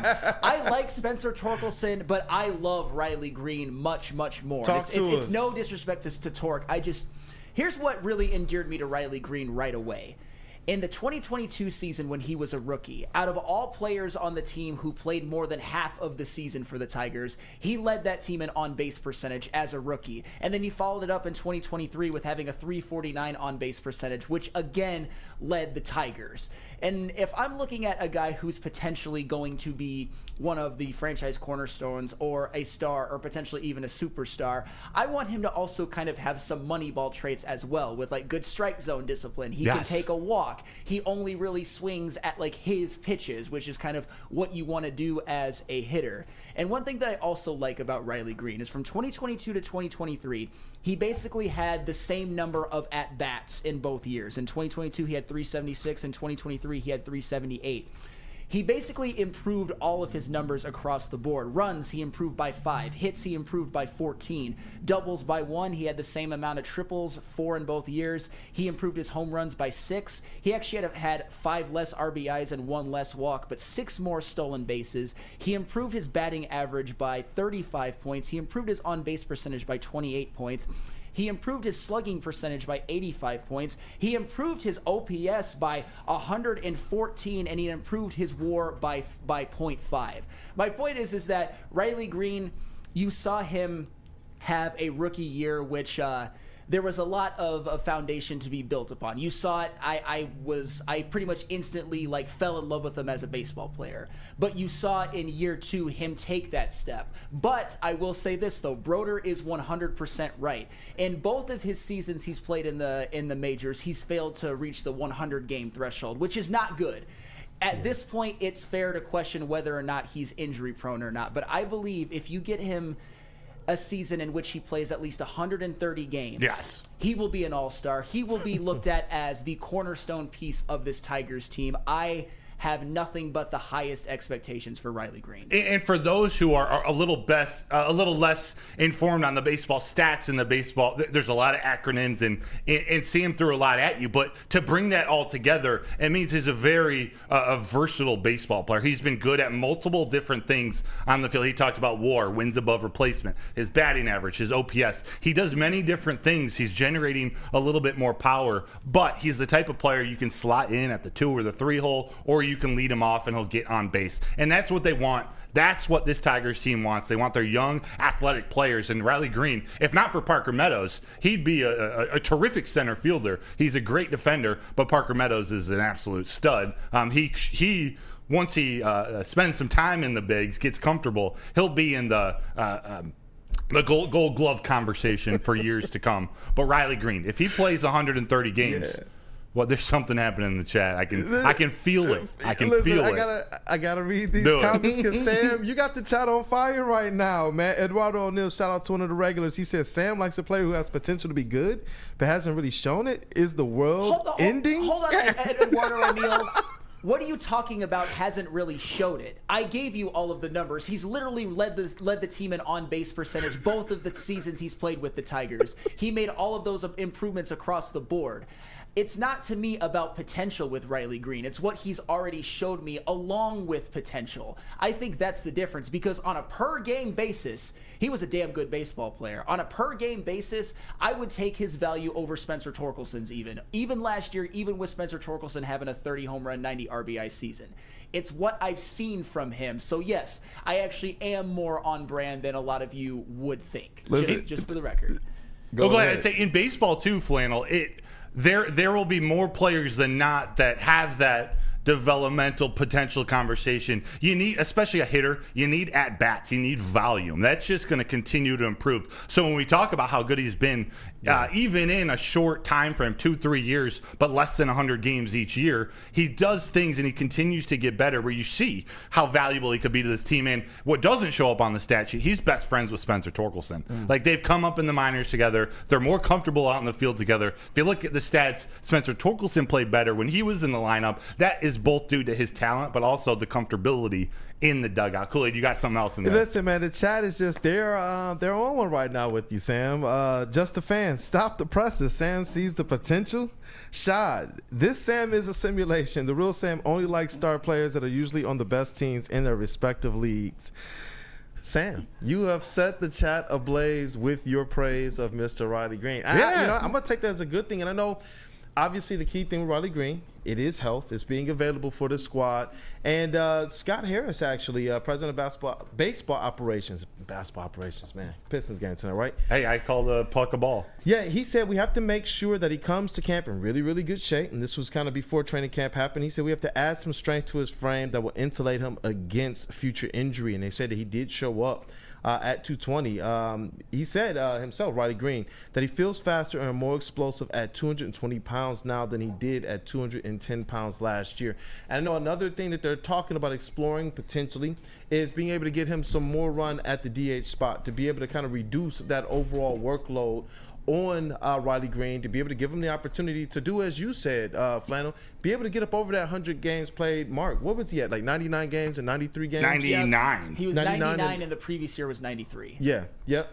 And so, hey, look, whatever they're trying to do, I like that they're putting a focus on making sure that Riley Green can stay on the field and kind of be at his best, be able to play at a position that puts him in the right spot to be able to contribute to this team long term. When you talk about these expectations in AL Central, he's going to have a lot to do with that. Yeah. Yes, and when you talk about the last point I'll make, yeah, when you talk got the bat. I got the bat. When you talk about your non-throwing arm injury, we see up here on this back screen, he's a lefty hitter, but his left arm he's been unable to use for the last couple of years. But what that allows him to do, is there any way to like zoom the camera out just a little bit? Yeah, I got you. What that allows you to do while your left shoulder is kind of stuck, what he can do, he can still work on a swing with one bat. Usually they have little smaller training bats, but what it forces you to do, it keeps that front part of your body closed. So he can still take swings off a tee. He can still work on keeping the front of his body closed to then help spray the ball all over the outfield. So I think this is another one of those opportunities where an injury could ultimately be a long-term benefit depending on how he approached this offseason. So there we go. Non-throwing injury, keep your shoulder closed. It's going to help him become a better hitter, help him make more contact, being able to hit to the opposite field. Yeah, and he talked about it too. He had some comments as well, Riley Green. He said, I'm still not feeling a single thing. It really feels normal now. I'm still kind of going through it a little bit, but I'm really feeling good. And that should be music to a lot of people's ears. Hey, you know what? Chin music. Mike G, shout out to another one of the regulars. Oh, he said, Broder's swing greater than Easy swing. I haven't seen Easy Swing, but I can guarantee that. Love you, bro. What? The Punch Keys. Oh, yeah. Oh, the little Office Space remake. That was an epic video. Seriously, we're going to go out. We're going to do batting practice. We're going to do a home run derby. Wait. We might include some type of chat engagement or giveaway. I just need a couple weeks to get the arm back in shape. How's my swing look? It's nice. It looks good? It's nice. You got to keep your wrist. The head of the bat has got to come through the zone first. That's a little picture of me pitching at Michigan. There we go. Look at that. Yeah. Look at that. Hey, Mr. Matt Broder. Hey, there we go. Riley Green. So we're going to talk more, again, as we get closer to opening day. We're going to add a little bit more Tigers each and every day. Thursday is going to be our extra Tigers focus day. We're going to highlight a couple players, but as we get closer to opening day, we're going to hit on more. How's the center field? How's the outfield? How's the infield? What should we be expecting this season? So today I feel like we've hit on all the sports. Just the tip of the iceberg. Just the tip. Like fish and tips? Like fish and tips. I see what I see. We're learning. I threw him the behind the back pass. Mm-hmm. Threw you the oop. You threw it to the ladies' man, Tim Meadows. Yes. Seafood Fest is back. Seafood Fest is back at Big Boy. Catch it while you can. Dive into fish and chips, their new Parmesan encrusted cod, perfectly fried clam strip platter, or a delicious fish sandwich. A Big Boy must try. It's a new mango iced tea. The ultimate complement to their popcorn shrimp Alfredo, or shrimp stir fry.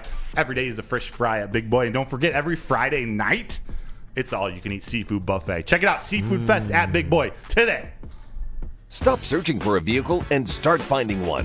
Les Stanford Chevrolet Cadillac makes it easy. We harness the power of multiple dealerships and own the biggest selection of GM brands in the area to get you the car you need. With the Les Stanford Group, you'll have access to 4 different dealerships, providing you with more makes, more models, and more choices. We're connected to more than 1,000 vehicles. And with so many high-quality CPO vehicles available, you'll find new car quality at pre-owned prices. You can start and end your search at lesstanford.com today.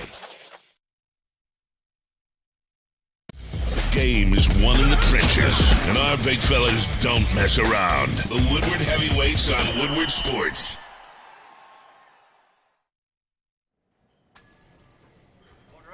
Big Boy Seafood Fest is sailing in with a fresh catch of favorites. Dive into fish and chips, our new palm-crusted cod, perfectly fried clam shrimp platter, or a delicious fish sandwich. Try our new mango iced tea, the ultimate complement to our popcorn shrimp, our all-new fried pickles, shrimp Alfredo, or shrimp stir fry. Experience all the sea has to offer every Friday night with our all-you-can-eat seafood buffet. Every day is a fish fry, only at Big Boy. Thank you to all the fans for making Woodward Sports your #1 online destination for Detroit sports. We promise not to drop the ball. Since 1996, Feldman Automotive has been driven to provide a fast, convenient, and first-class car buying experience called the Feldman Advantage. With 18 locations, there's got to be a Feldman dealership near you. Visit FeldmanAuto.com to find that location nearest to your home. Also catch Woodward Sports. We got Wake Up Woodward and Big D Energy there every other Monday. They are incredible hosts. It's part of what makes Feldman Chevrolet Detroit's #1 Chevy dealer. Let's drive right down Woodward Avenue, man. Welcome back to Wake Up Woodward. It's been a good show, man. A really, really good show. We've been covering and talking about all of the sports teams, the pro teams, the college teams, the expectations. We just got done talking about this guy up here on the screen, Mr. Riley Green as well. I can't wait for opening day. We're going to be down there kicking things off 8 to 10 on that Friday. Yeah. Yeah, I can't wait. It's going to be a blast. I love, we, like you said, we've touched on all the sports. Tomorrow's going to be a heavy Lions day. We're going to have some fun. We're going to play some games. We're going to do some mock drafts. Yeah. It's going to be heavy Lions, which we're going to finish off today with before we get to what's trending with JB. Yes, sir. Also tomorrow at 9 o'clock, I'm releasing my first mock draft. It's Broder's big mock at 9 o'clock. Broder's Big Mock. And you guys are going to react to it. You guys are going to tear it apart. Broder's Big Mock at 9 o'clock? Broder's Big Mock at 9 o'clock. Broder Bars. Yes. That's right, man. Yes, it's going to be a good one. It's almost finished. It's almost finished. I can't wait to hear you guys say. So it's a BBM? That's what we're saying? BBM? It's a BBM, Broder's Big Mock. Yep. I like that. I like that, man. Like BlackBerry. Yeah, and we need that. You know what I mean? You're our expert here at the network, man. Credential Detroit Lions. Hey. Writer and reporter, man. And you've done, like I said, I'm going to always give you that props, man. You did a great job, especially your first season. I would have never guessed that this was your first year. Appreciate that. Sports, man. I was lucky. There's an awesome group of media members that cover the Detroit Lions, whether it's Detroit News, MLive, the Pride of Detroit guys. Awesome people I met. There is so many great people to learn from. I feel there was a lot kind of thrown at me. There's a lot going on down there in Allen Park. I'm excited for year 2. Now that I know how things work, just taking it to that next level. But I've been fortunate to learn from some awesome media members all over the place. You're going to do great, man. I remember, my first year with the Pistons on the beat, it was nerve-wracking. Yeah. It really was. And you have to get used to things, get used to where the press rooms are, get used to how to find your way around the stadium, get used to the practices and whatnot. And then that second year, you kind of walk in like, all right, I think I know what I'm doing right now. And just seeing what you did already, I know that you're going to have a fabulous year 2. And it brings a lot of value to all of the network shows, not just Wake Up Woodward. It was cool to see you kind of across the different shows on this network being able to contribute your knowledge and being able to, as well, I'm on the social team. The videos and things that you were being able to bring, some of our best content on the year. So I hope you all know in the chat. I hope all of you have the chance sometime in your life to work with Kool-Aid. Like, there's no person that can make you feel better about yourself, your life, the things you do than this man, the ultimate hype man. Appreciate you, Kool-Aid. I appreciate you guys. Like I said, man, this team is one that I am ecstatic to work with because all of you guys are true professionals, and even better than you are professionals, you guys are great people. So, and that goes for all of you guys. Like I said, Sam over there in the booth, man, we've had almost as long as I can remember being here, I can remember Sam encouraging me. I can definitely tell you that, training me, teaching me. Same thing with JB over here, just seeing these guys kind of work. A lot of the times, especially when we do remotes, guys just kind of, just show up and they do their show. I was like, Sam, why are you helping? Why are you helping to set up, to break down? He's like, I don't know, man. This is just what I feel like we should do. And it's a cool thing. Seeing JB for a long time, I was like, JB, it is just you out here.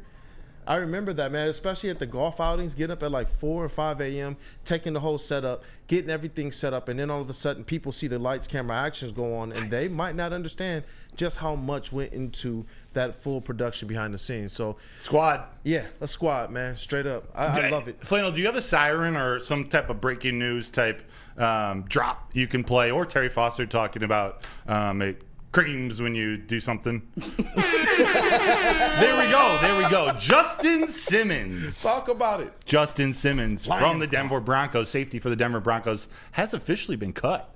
Released. Here is another big name hitting the market. Just as we're talking about the defensive backfield. Yeah, exactly. No, we're throwing this right in to this next segment. And we talked a little bit about Emmanuel Mosley yesterday, and I'm interested to get Flannel's opinion on this also. Yeah. But Justin Simmons is the newest name. I know it's at the safety position, but the newest name to hit that free agent, to hit the free agency market. He's going to command I think, a decent amount of dollar bills, y'all. Dollar bills, I don't know if is this the guy. This is talked about a lot in media and fans around the trade deadline. Is this someone before the Broncos decided not to sell? This is someone the Lions should go after. So, first off, do any of you guys have just an initial reaction or opinion to Justin Simmons? What up, Mr. Flannel? I mean, it's not exactly what the Lions need in terms of positional value, and I just looked it up.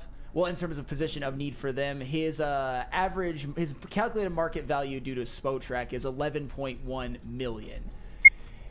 Considering that I think the Lions have more pressing needs, I would probably personally say no to Justin Simmons. But if you're a team that is lacking at the safety position or lacking at like the nickel slot safety position, Justin Simmons at $11.1 million, if that's what puts you over the top, I think that's actually a pretty good deal personally. Yeah, that's what Cam Sutton makes. That's his annual average value. Let me put this situation in front of you, Flannel, and you guys feel free to react too, but this is from yesterday. I'm just going to repeat it for you. A scenario, and the fact that I saw John Maakaron still in the chat, I'm happy about it because I do happen to disagree with him, but I think there's a good mix of people who are either on the L'Jarius Sneed bandwagon or going after a defensive tackle. It might not be Chris Jones, that's a lot of money, but that's the person, that's the DT that I'm talking about in this scenario.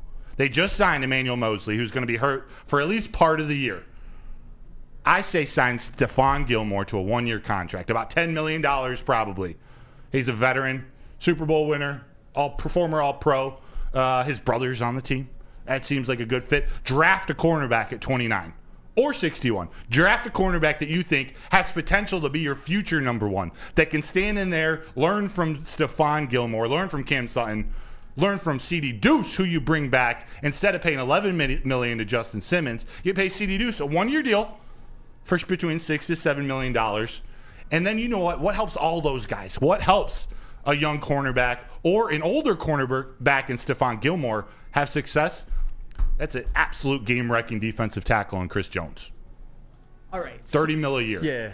Yeah. I know we talked about it, but I wanted to hear. It's going to be expensive. It's going to be expensive. But I say I go 3 years. Even if you go $33 million a year, I'd rather do 3 years for $33 million. I'm picking this number just right out of nowhere. This is a hypothetical, everybody. Okay, $33 million for 3 years versus Sneed at 20 for 4 or 5 years. I'm going defensive tackle all day long. Well, all right. So here's how it could work, because I don't hate that. I don't hate that at all, especially because the only question about Chris Jones is, A, does he want to be here, and B, the money, of course. You'd have to pay him. You'd have to be the highest paid defensive tackle in the NFL, and as he should be, because he could walk out of the NFL right now and be in the Hall of Fame in 5 years. We all know that he's one of the best at his position, one of the best football players, period, in the NFL. So if you're talking about Stephon Gilmore and drafting a rookie, you can do that because when you look at corners who are drafted in the 20s of the NFL draft, the history shows that they don't usually make a big impact in year one. Some of them don't make an impact at all. And what Stephon Gilmore would bring you, it would be a veteran, a guy who is not in his prime, but even this season, he gave up only a 55% completion percentage and an 83.3 passer rating when targeted, which are both very, very good. And his market value is about $11 million a year. If you only want to give him 1 for 11 and then draft a corner and have him learn under Stephon Gilmore, have him learn under Cam Sutton, and then for this season have Gilmore play the 1 and Sutton play the 2, and even Emmanuel Mosley can be insurance, I don't necessarily hate it. I will say this, though. You're right. If you brought Chris Jones to this team, put him next to Aiden Hutchinson, put him right next to Aleem McNeil, Super Bowl or bust. Yeah. Like Super Bowl favorites instantly. Because that would... Not just appearance. You mean like actually winning the whole thing. I already feel that it's win the Super Bowl or bust. But I think that the Lions... If Chris Jones might catapult them to being Super Bowl favorites in the league, in the entire NFL, even above like the Kansas City Chiefs, because, man... If you put Chris Jones on this defensive line, what that would do for Aleem, what that would do for Hutch, what that would do for the secondary, what that would do for Aaron Glenn not having to send all of those blitzes, which leaves the back end so vulnerable like it was last year. I don't hate that idea. Do I expect Brad Holmes to do it? Time will tell. But Chris Jones, Stephon Gilmore, along with drafting a corner at 29, I think that would make them instant Super Bowl favorites. It gives you a chance to, while it might not be your Sauce Gardner type cornerback, it gives you a chance with Chris Jones and a veteran on a 1-year contract to develop that rookie to maybe be that number one the next year. Which if you took him at 29, you then get 4 more years. Yes. And Peter Van Luten in the chat makes a great point. He said, in my hypothetical, I just spent $47 million on players not re-signing our core players like Amon-Ra and Goff or Penei. And I totally agree. There's going to need to be some creativity done. Maybe that all doesn't work out. But I am factoring in, you're going to extend Amon-Ra St. Brown. I think you should extend Goff. Maybe you extend Decker for another 2 years. His contract's coming up, and I know people maybe want to draft a tackle or whatnot, but Decker's one of the higher cap hits. So even if you extend him for 2 years, he's only 28, I believe. That will open up more space. Yeah, the number one priority to me is making sure Amon-Ra St. Brown and Penei Sewell get signed to extension. So if my hypothetical removes that as a possibility, forget everything I just said. I'm with you. I'm with you. But I think what this does, the L'Jarius Sneed he isn't that superstar cornerback to me. I don't think he's that cornerback who's worth a long-term contract at $18, $19, $20 million a year. I look at where he came from. All the reasons why he's been a great player, all his selling points came from a Steve Spagnuolo defense. The QB rating against him or the amount of attempts his way. He did get to play with Trent McDuffie on the other side in the slot. He did get to play with Chris Jones at defensive tackle.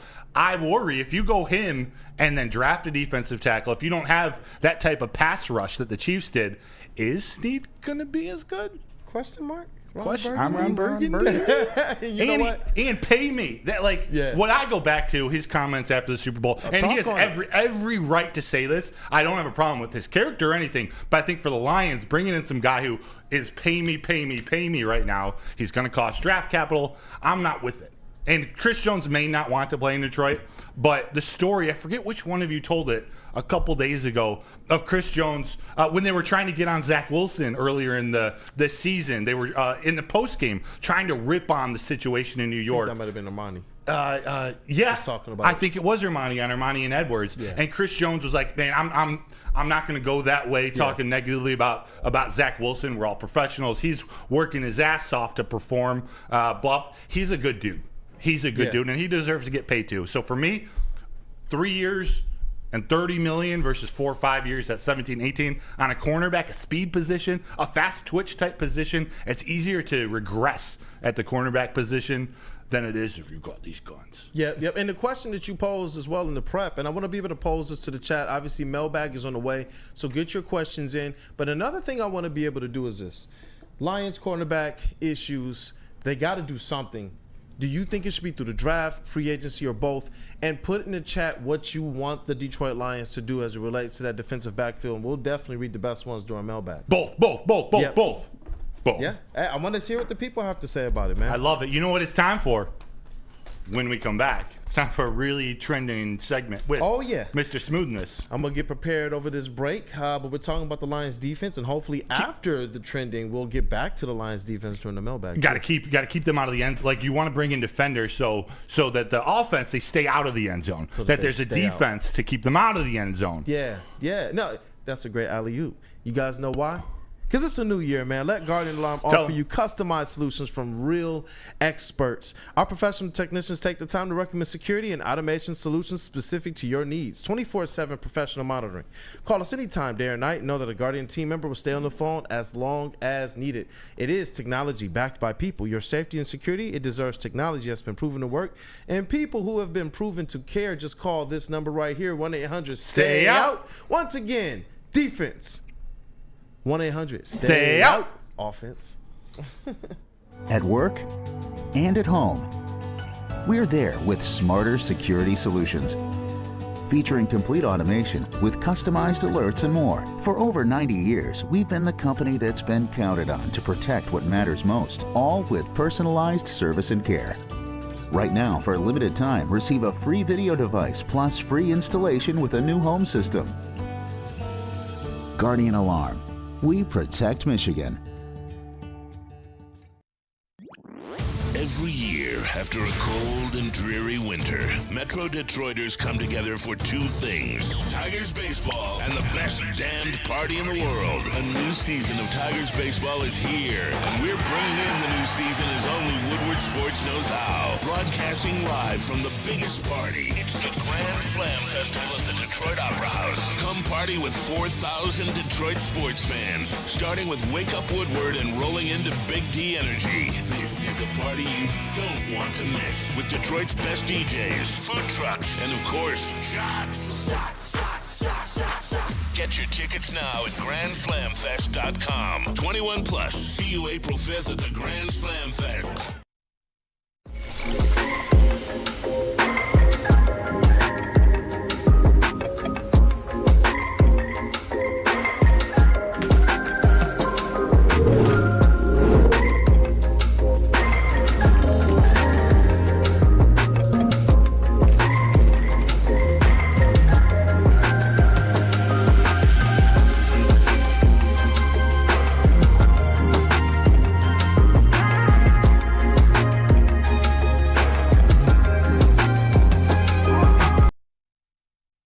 Visit Dispo Dispensary today because March Madness is officially here. Dispo's giving away $1,000 to the best bracket at each location. That's Battle Creek, Romeo, Whitmore Lake, Hazel Park, Bay City North and South, and Ann Arbor. So go get your blank brackets now. Fill them out and return them by St. Patty's Day on March 17th to secure your entry and a chance at winning $1,000. That's Dispo Dispensary, DispoShops.com, your local cannabis plug.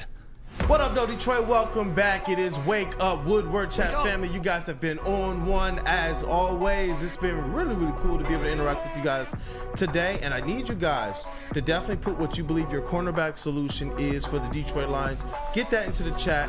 Because after this next segment, we're definitely going to get to those during our mailbag segment. And if you have any questions from anything we talked about or anything that's just on your mind, get that into the chat as well. And we will definitely get to as many of them as we can. But it's that time, and I think you guys already know what it is. It's time for the most electrifying segment in sports entertainment. If you smell what JB Smooth is cooking with what's trending, let's go. Hey, what's going on, fellas? Hell no! Not that hoodie. Hey, this hoodie is so fire. I don't care. I don't care what you guys think. It is fire. But let me start off with this. I don't know if you guys know this, but I am not a fan of the Paul brothers. Jake Paul, Logan Paul, Chris Paul, Cliff Paul. It doesn't matter. I'm just not a fan of it. And now I just seen this happen. Jake Paul will be fighting Mike Tyson. What? At AT&T Stadium, live on Netflix, Saturday, July 20th. This is the first live stream combat fight that Netflix is doing. This is the third live sporting event overall. But yeah, Jake Paul is fighting Mike Tyson, and I don't know. Does this dude have a death wish? Like, I just don't understand why you would want to fight Mike Tyson. So, wow, okay. Is this? And I ask you, I don't mean to throw any shade on boxing or any type of wrestling, but is this solely for entertainment? Like, this isn't a real boxing match, right? I don't know. I want to say it's for entertainment, but I still think this is going to count for Jake Paul's record as well too. Like, okay, what's going on? But he's gonna get. It's Mike Tyson. Like, it's Mike Tyson. Like, I'm sorry, but no. Yeah, Mike Tyson at age 75 will destroy him. It will unalive him. Yeah, and I feel like he takes boxing serious all the time. I don't see some aspect of Mike Tyson. When he wants to kind of be in the entertainment aspect of it all, then he goes and he acts, he goes and he does appearances, he goes and does interviews. But boxing, I'm hoping that there's enough respect there for Mike Tyson for the sport of boxing that he goes out there to absolutely do work and destroy. That's what I want to see. Was Jake Paul even alive when Mike Tyson started taking bites out of ears? I'm not even sure. No, he was not. He was not. Yeah, guaranteed. Lions bite kneecaps, Mike Tyson bites ears. I had no idea Earlobes. that this was even in what's trending, because we were talking before the show even got started about how I went down a rabbit hole to Mike Tyson. Oh, yeah. And we saw him taking a bite out of the ear, the cops that showed up, and he was just like, and them cops were looking scared, man. Bro. They were like, we don't know what to do with Mike Tyson. I wouldn't. He is a weapon. He is the weapon. Like, yes. He is the weapon. Like I said, I would be scared. Hopefully, Jake Paul takes his fight serious because Mike Tyson is no joke. It's no joke at all. But all right, next up, and I'm gonna send this to E&E later on today. I found the perfect game for Maz to play when it's not horse racing season. It is horse racing casino gambling. No way. Yes. So is this this is all done digitally and or is there any skill involved? This is just a casino game, gambling. Okay. I don't think there's any skill involved at all, but this is just, hey, you show up to a casino, you put 20 on horse 3. I'm sure they got like names and everything, but still, you put 20 down and you know what? You just can watch them. Just sit here, race around the track, physically and on the TV as well too. It's perfect for Maz. It really is. You know those guys at baseball games, they're the probably 5 total fans in a stadium. Whenever they do the races with the donut and the coffee and the or the beer Fans bottle go crazy, around bro. the warning track, there's 5 guys who are standing up, taking it so seriously. Those guys are the ones headed to the casino to play that game after. They're degenerates, they call them, degens. Oh, man. Yo, bring back Hazel Park, right? Right? I know. Bring back the Hazel Park racetrack. That was a fun couple just Seriously. Friday, Saturday, weekend nights as well too. But I don't trust any digital gambling device. Why? Because this shit can be programmed by the casino to there's only one winner every 10,000 attempts or something. Which one of those games hurt you? All of them. All of them. Like, the casinos are in business because they make money, and there are constantly people in there thinking they're making money too. Most of them are not. Yeah, they don't care about their chat family. You know why iPhones tend to break before, about 2-3 months before it's renewal time? Get you in a new 2-year contract. You think with all the stuff going out there in the digital world today, there aren't people smart enough to program that? Yeah, that's fair. Well, that's fair. Hey, we're getting some love as well in the chat. JZJ said Northville Downs was it. So we got to make sure we shout out Northville as well. Northville Downs. I used to play in a basketball pro-am over there, man. Come on. Yeah, it was pretty dope. But you had those Northville ups. Oh, you know what? I used to, man. I can still shoot it, but I can't dunk it like I used to. Okay. Hey, that was actually a nice segue because I know last week I introduced you guys to Kareem Abdul-Jabbar. Ooh. Well, I would like to introduce you guys to Big Cozy. I know he's been around catching media fire as of lately, but here's a little highlight reel of my man Big Cozy. Give it to me. Connor Williams. Wait for it. My man. Oh! Oh, let's go, babe. Splash! Oh! Let's go! Out of St. John's Fisher. I believe he is, 350? This is St. John's Fisher? St. John's Fisher. Got Look you. at the textbook defense in the paint. James Wiseman. Give me those. Give me those. Bro. Can you slide a piece of paper underneath his vertical? Maybe not. But more likely, he's gaining a lot of attention now, has NIL deals, even has a deal out for his own set of hoodies. Really? Big Cozy, yeah. Big Cozy hoodies. So, I mean, check See, him this out. is what I know. This is supposed to be a funny segment, but that's what the NIL is supposed to be, like in its philosophy. Someone not a star of a big time school, but has the opportunity to go make money for himself off of his name, image, and likeness. He's a bigger dude, so he's getting a little notoriety. Starts a hoodie brand, like you should be allowed to do that. Shout out to Big Cozy. How feel? Shout out to Big Cozy. Maybe we can get him a part of our Woodward games when we get that going. That'd be awesome. Hey, that'd be nice. Big Cozy and Kareem Abdul-Jabbar.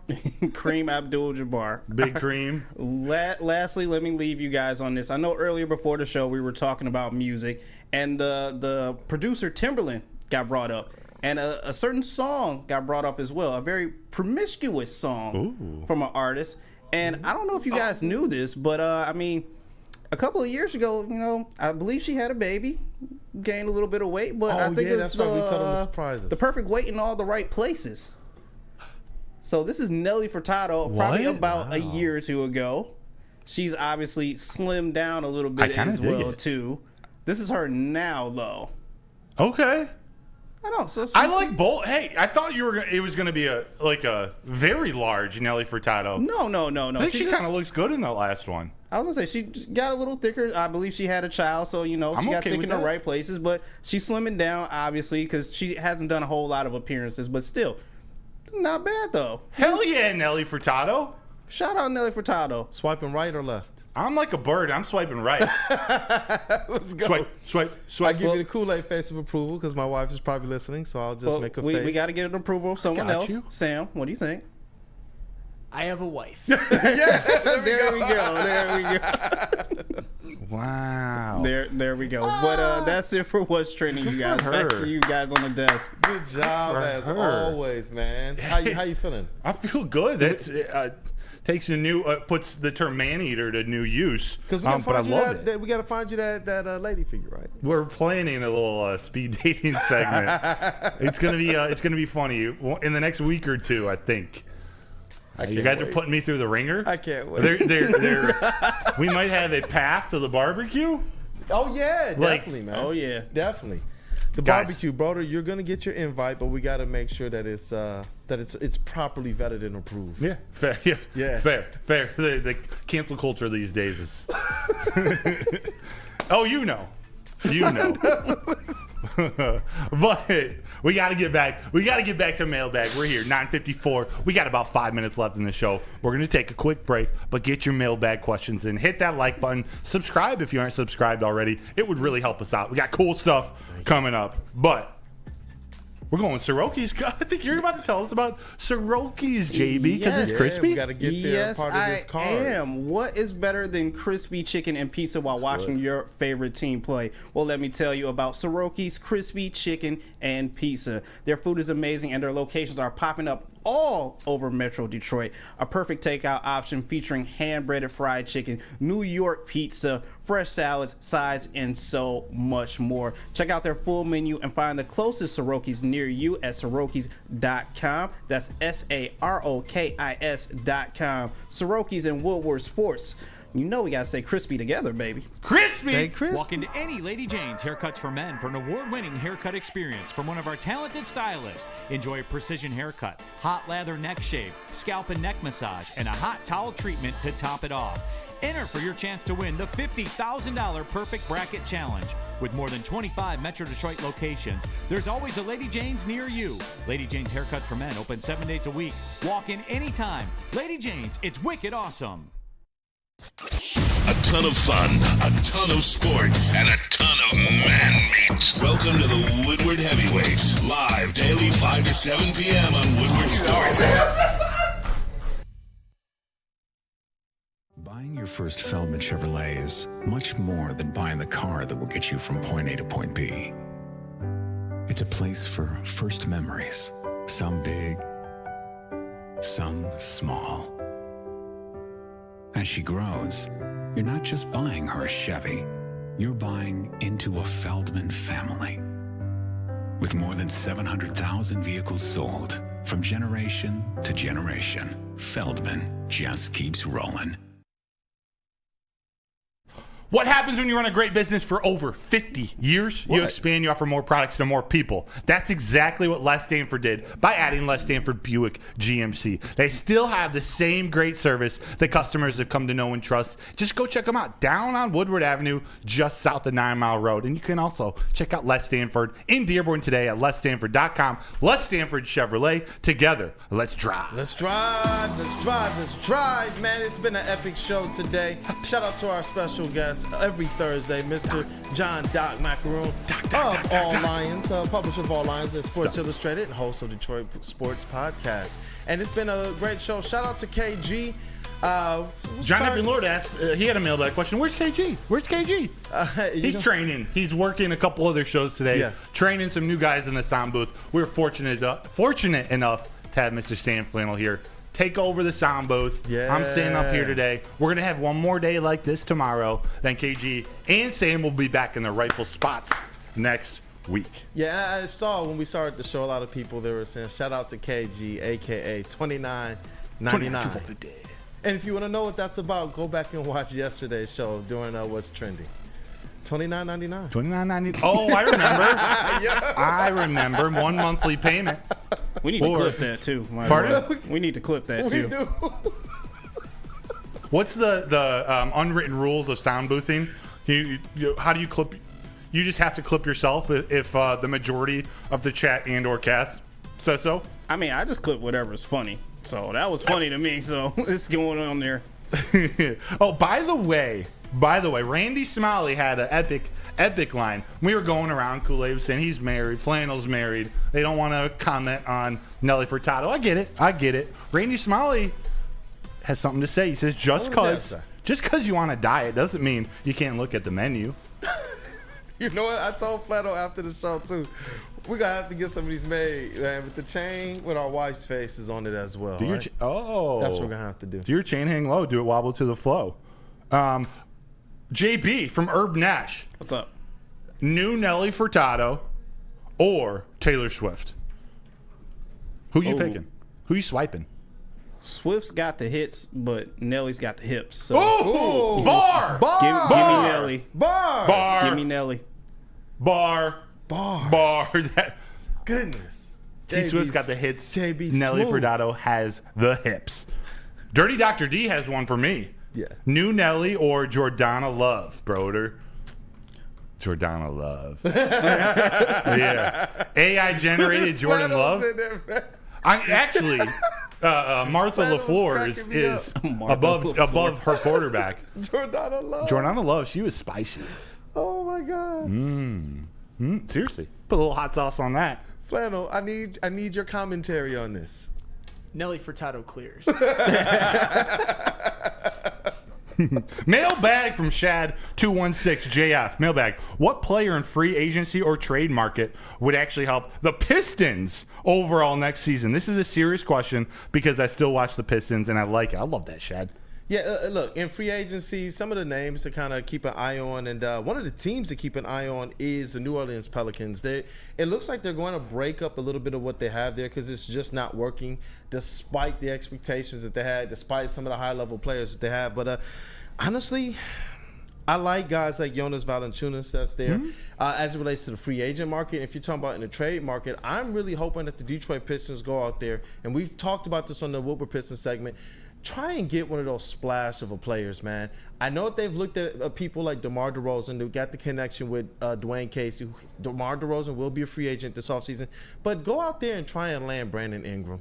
I know that there's been some health issues. Yes. But as a Detroit Piston organization, beggars can't be choosers. If you can go out there and offer something of note to the New Orleans Pelicans to be able to pry away Brandon Ingram, who all year I've kind of heard the Pelicans, and I've heard even BI's name mentioned amongst the in the halls of the Detroit Pistons practice performance center. Actually, go out there and get that. But other people, I want them to focus on bigs. Nick Claxton from Brooklyn Nets, man, he's 24 years old. Nick Claxton, Tobias Harris is a player that they've had interest in. They weren't going to trade for him at the deadline and give up assets for a player whose wife is from here and who we're hearing through the rumor mill that he actually wants to come back to the Detroit Pistons as well. Bruce Brown, he's a free agent as well that I'm hoping that the Pistons take a look at because they just need overall more toughness. They need more fight. They need guys that have that kind of, what we call it, grit and girth, right? Yep, double G's. Double G's. Ooh. Double G's. Cindy Sweeze. Yep. But look for them to be more active on the trade market, especially. They're going to have the ability to kind of get busy around the draft time, and every year they seem to make 2 or 3 trades at the draft. And so you talk about Brandon Ingram. That's my one guy you go get. And with the budding partnership between Wingstop, there's a media opportunity. The new Pistons can be the boneless thugs in harmony. What?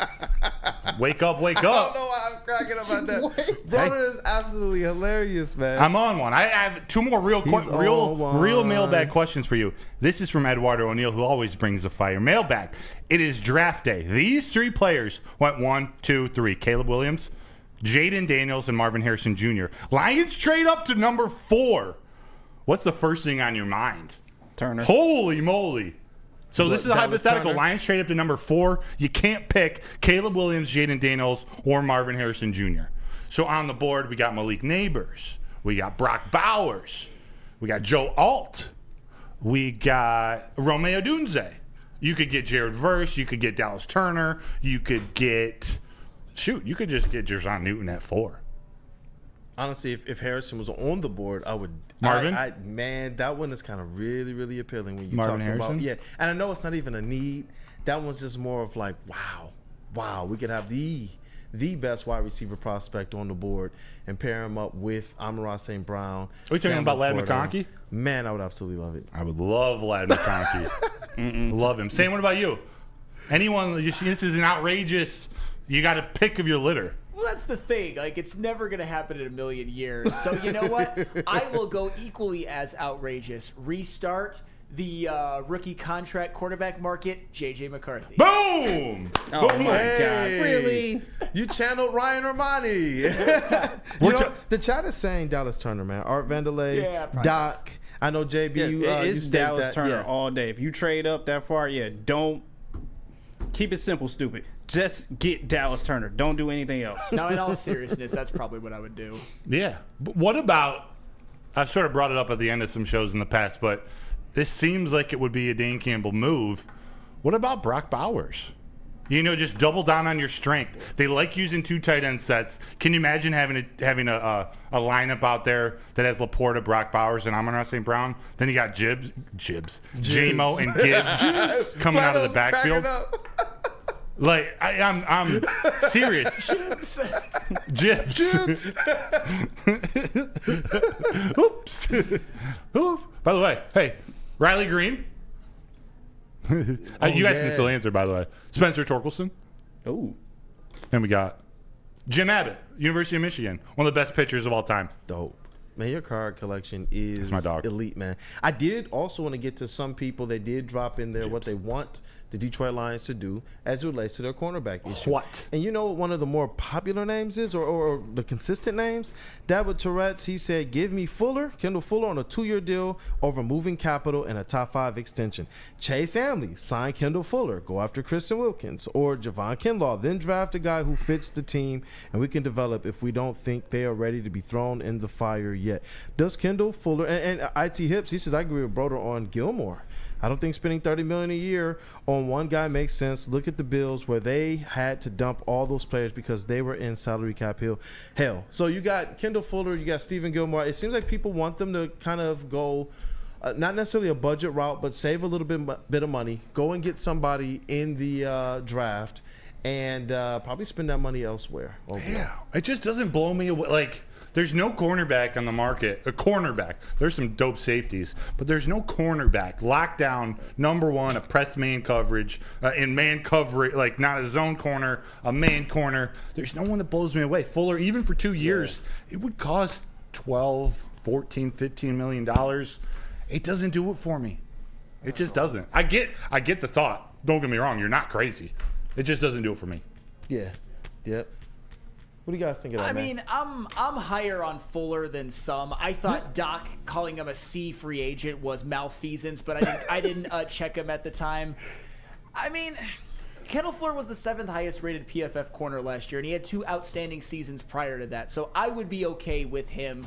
Personally, I actually like him as a player at this stage better than Stephon Gilmore, and I am higher on L'Jarius Sneed, Broder, than I think you are, but I also understand how it's like you'd have to give up capital. You'd probably have to make him – you'd have to overpay him to some extent. I think we all agree, though, that the cornerback position, if you could solidify that more than you had it last year, that could be the missing piece. That could be the missing piece. I'm trying to figure out how we give Gibbs a lifetime contract. Gibbs. The electrician, as Shep likes to say. Gibbs. But you know what? This has been a great show, man. This has been a great show. And why? Because of chat, man. You guys have been perfect, been epic as always. Eduardo O'Neill, we see you, man. He said, I love y'all. See you tomorrow. You know, Eduardo and the rest of the chat family, we love you guys too. Thank you for all that you do. Let's get this chest pass and we break it down. Hey, that works, man. That works, man. We're going to have to get out there and get this Woodward games going. They want to see you pitch. I want to be able to do some three-point shooting contests with the people as well. I think it'll be really, really fun. But, hey, thank you guys for tapping in. If you haven't already, go on ahead and smash that like button. If you have, encourage other people to go on ahead and hit that like button on your way out. Share the stream, post the stream, get it out there on socials. Anywhere that you can get this stream and support the crew, definitely do that. I'm looking forward so much to March 17th, as well as Tigers opening day, because those are going to be, at least right now, the next 2 confirmed days that we're going to be able to be out and amongst the people. We want to interact with you. We want to feature you guys. We want to meet you all as well. We had so much fun at the Red Wings Avs game that we went to and got to interact with some of our chat family, Tammy, Detroit Dabber, and others. It was an awesome time. Thank you guys for your support always, man. Shout out to KG. Shout out to Terry Foster, our brothers of the show. Not here today. KG part of our starting 5, though. And what rounds out the rest of this great starting 5, we got our vet over here, Mr. Sam Reynolds, a.k.a. Flannel Sam, holding it down, man. He's Mr. Versatile. He does it all over here. Thank you, Sam, as always, and great person. Over here, we got Woodward Sports' MVP, Mr. J.B. Smooth. In the let me do this right in the titty booth, Mr. Booby Gibson. And we got fastest tongue this side of the Mississippi. Oh my God. Pause. Fast forward, man. Pause. Right? Oh yeah. And we got our Detroit Lions and Detroit Tigers credential beat writer reporter, Mr. Matthew Broder over here, and it's your boy Brandon Dent, aka Detroit Kool-Aid. You're the man. Hey. Credential Pistons beat reporter. I see you. Thank you, brother, man. Hey, what was that comment? Put that up. We'll read that as we sign off here. Oh, yeah, I got you. Definitely. Super Juggernaut 87 said, Woodward fan, peace. Till next time. Let's go, Detroit. You know what? That's a word. Let's go, Detroit. See y'all next time, man. It's been Wake Up Woodward.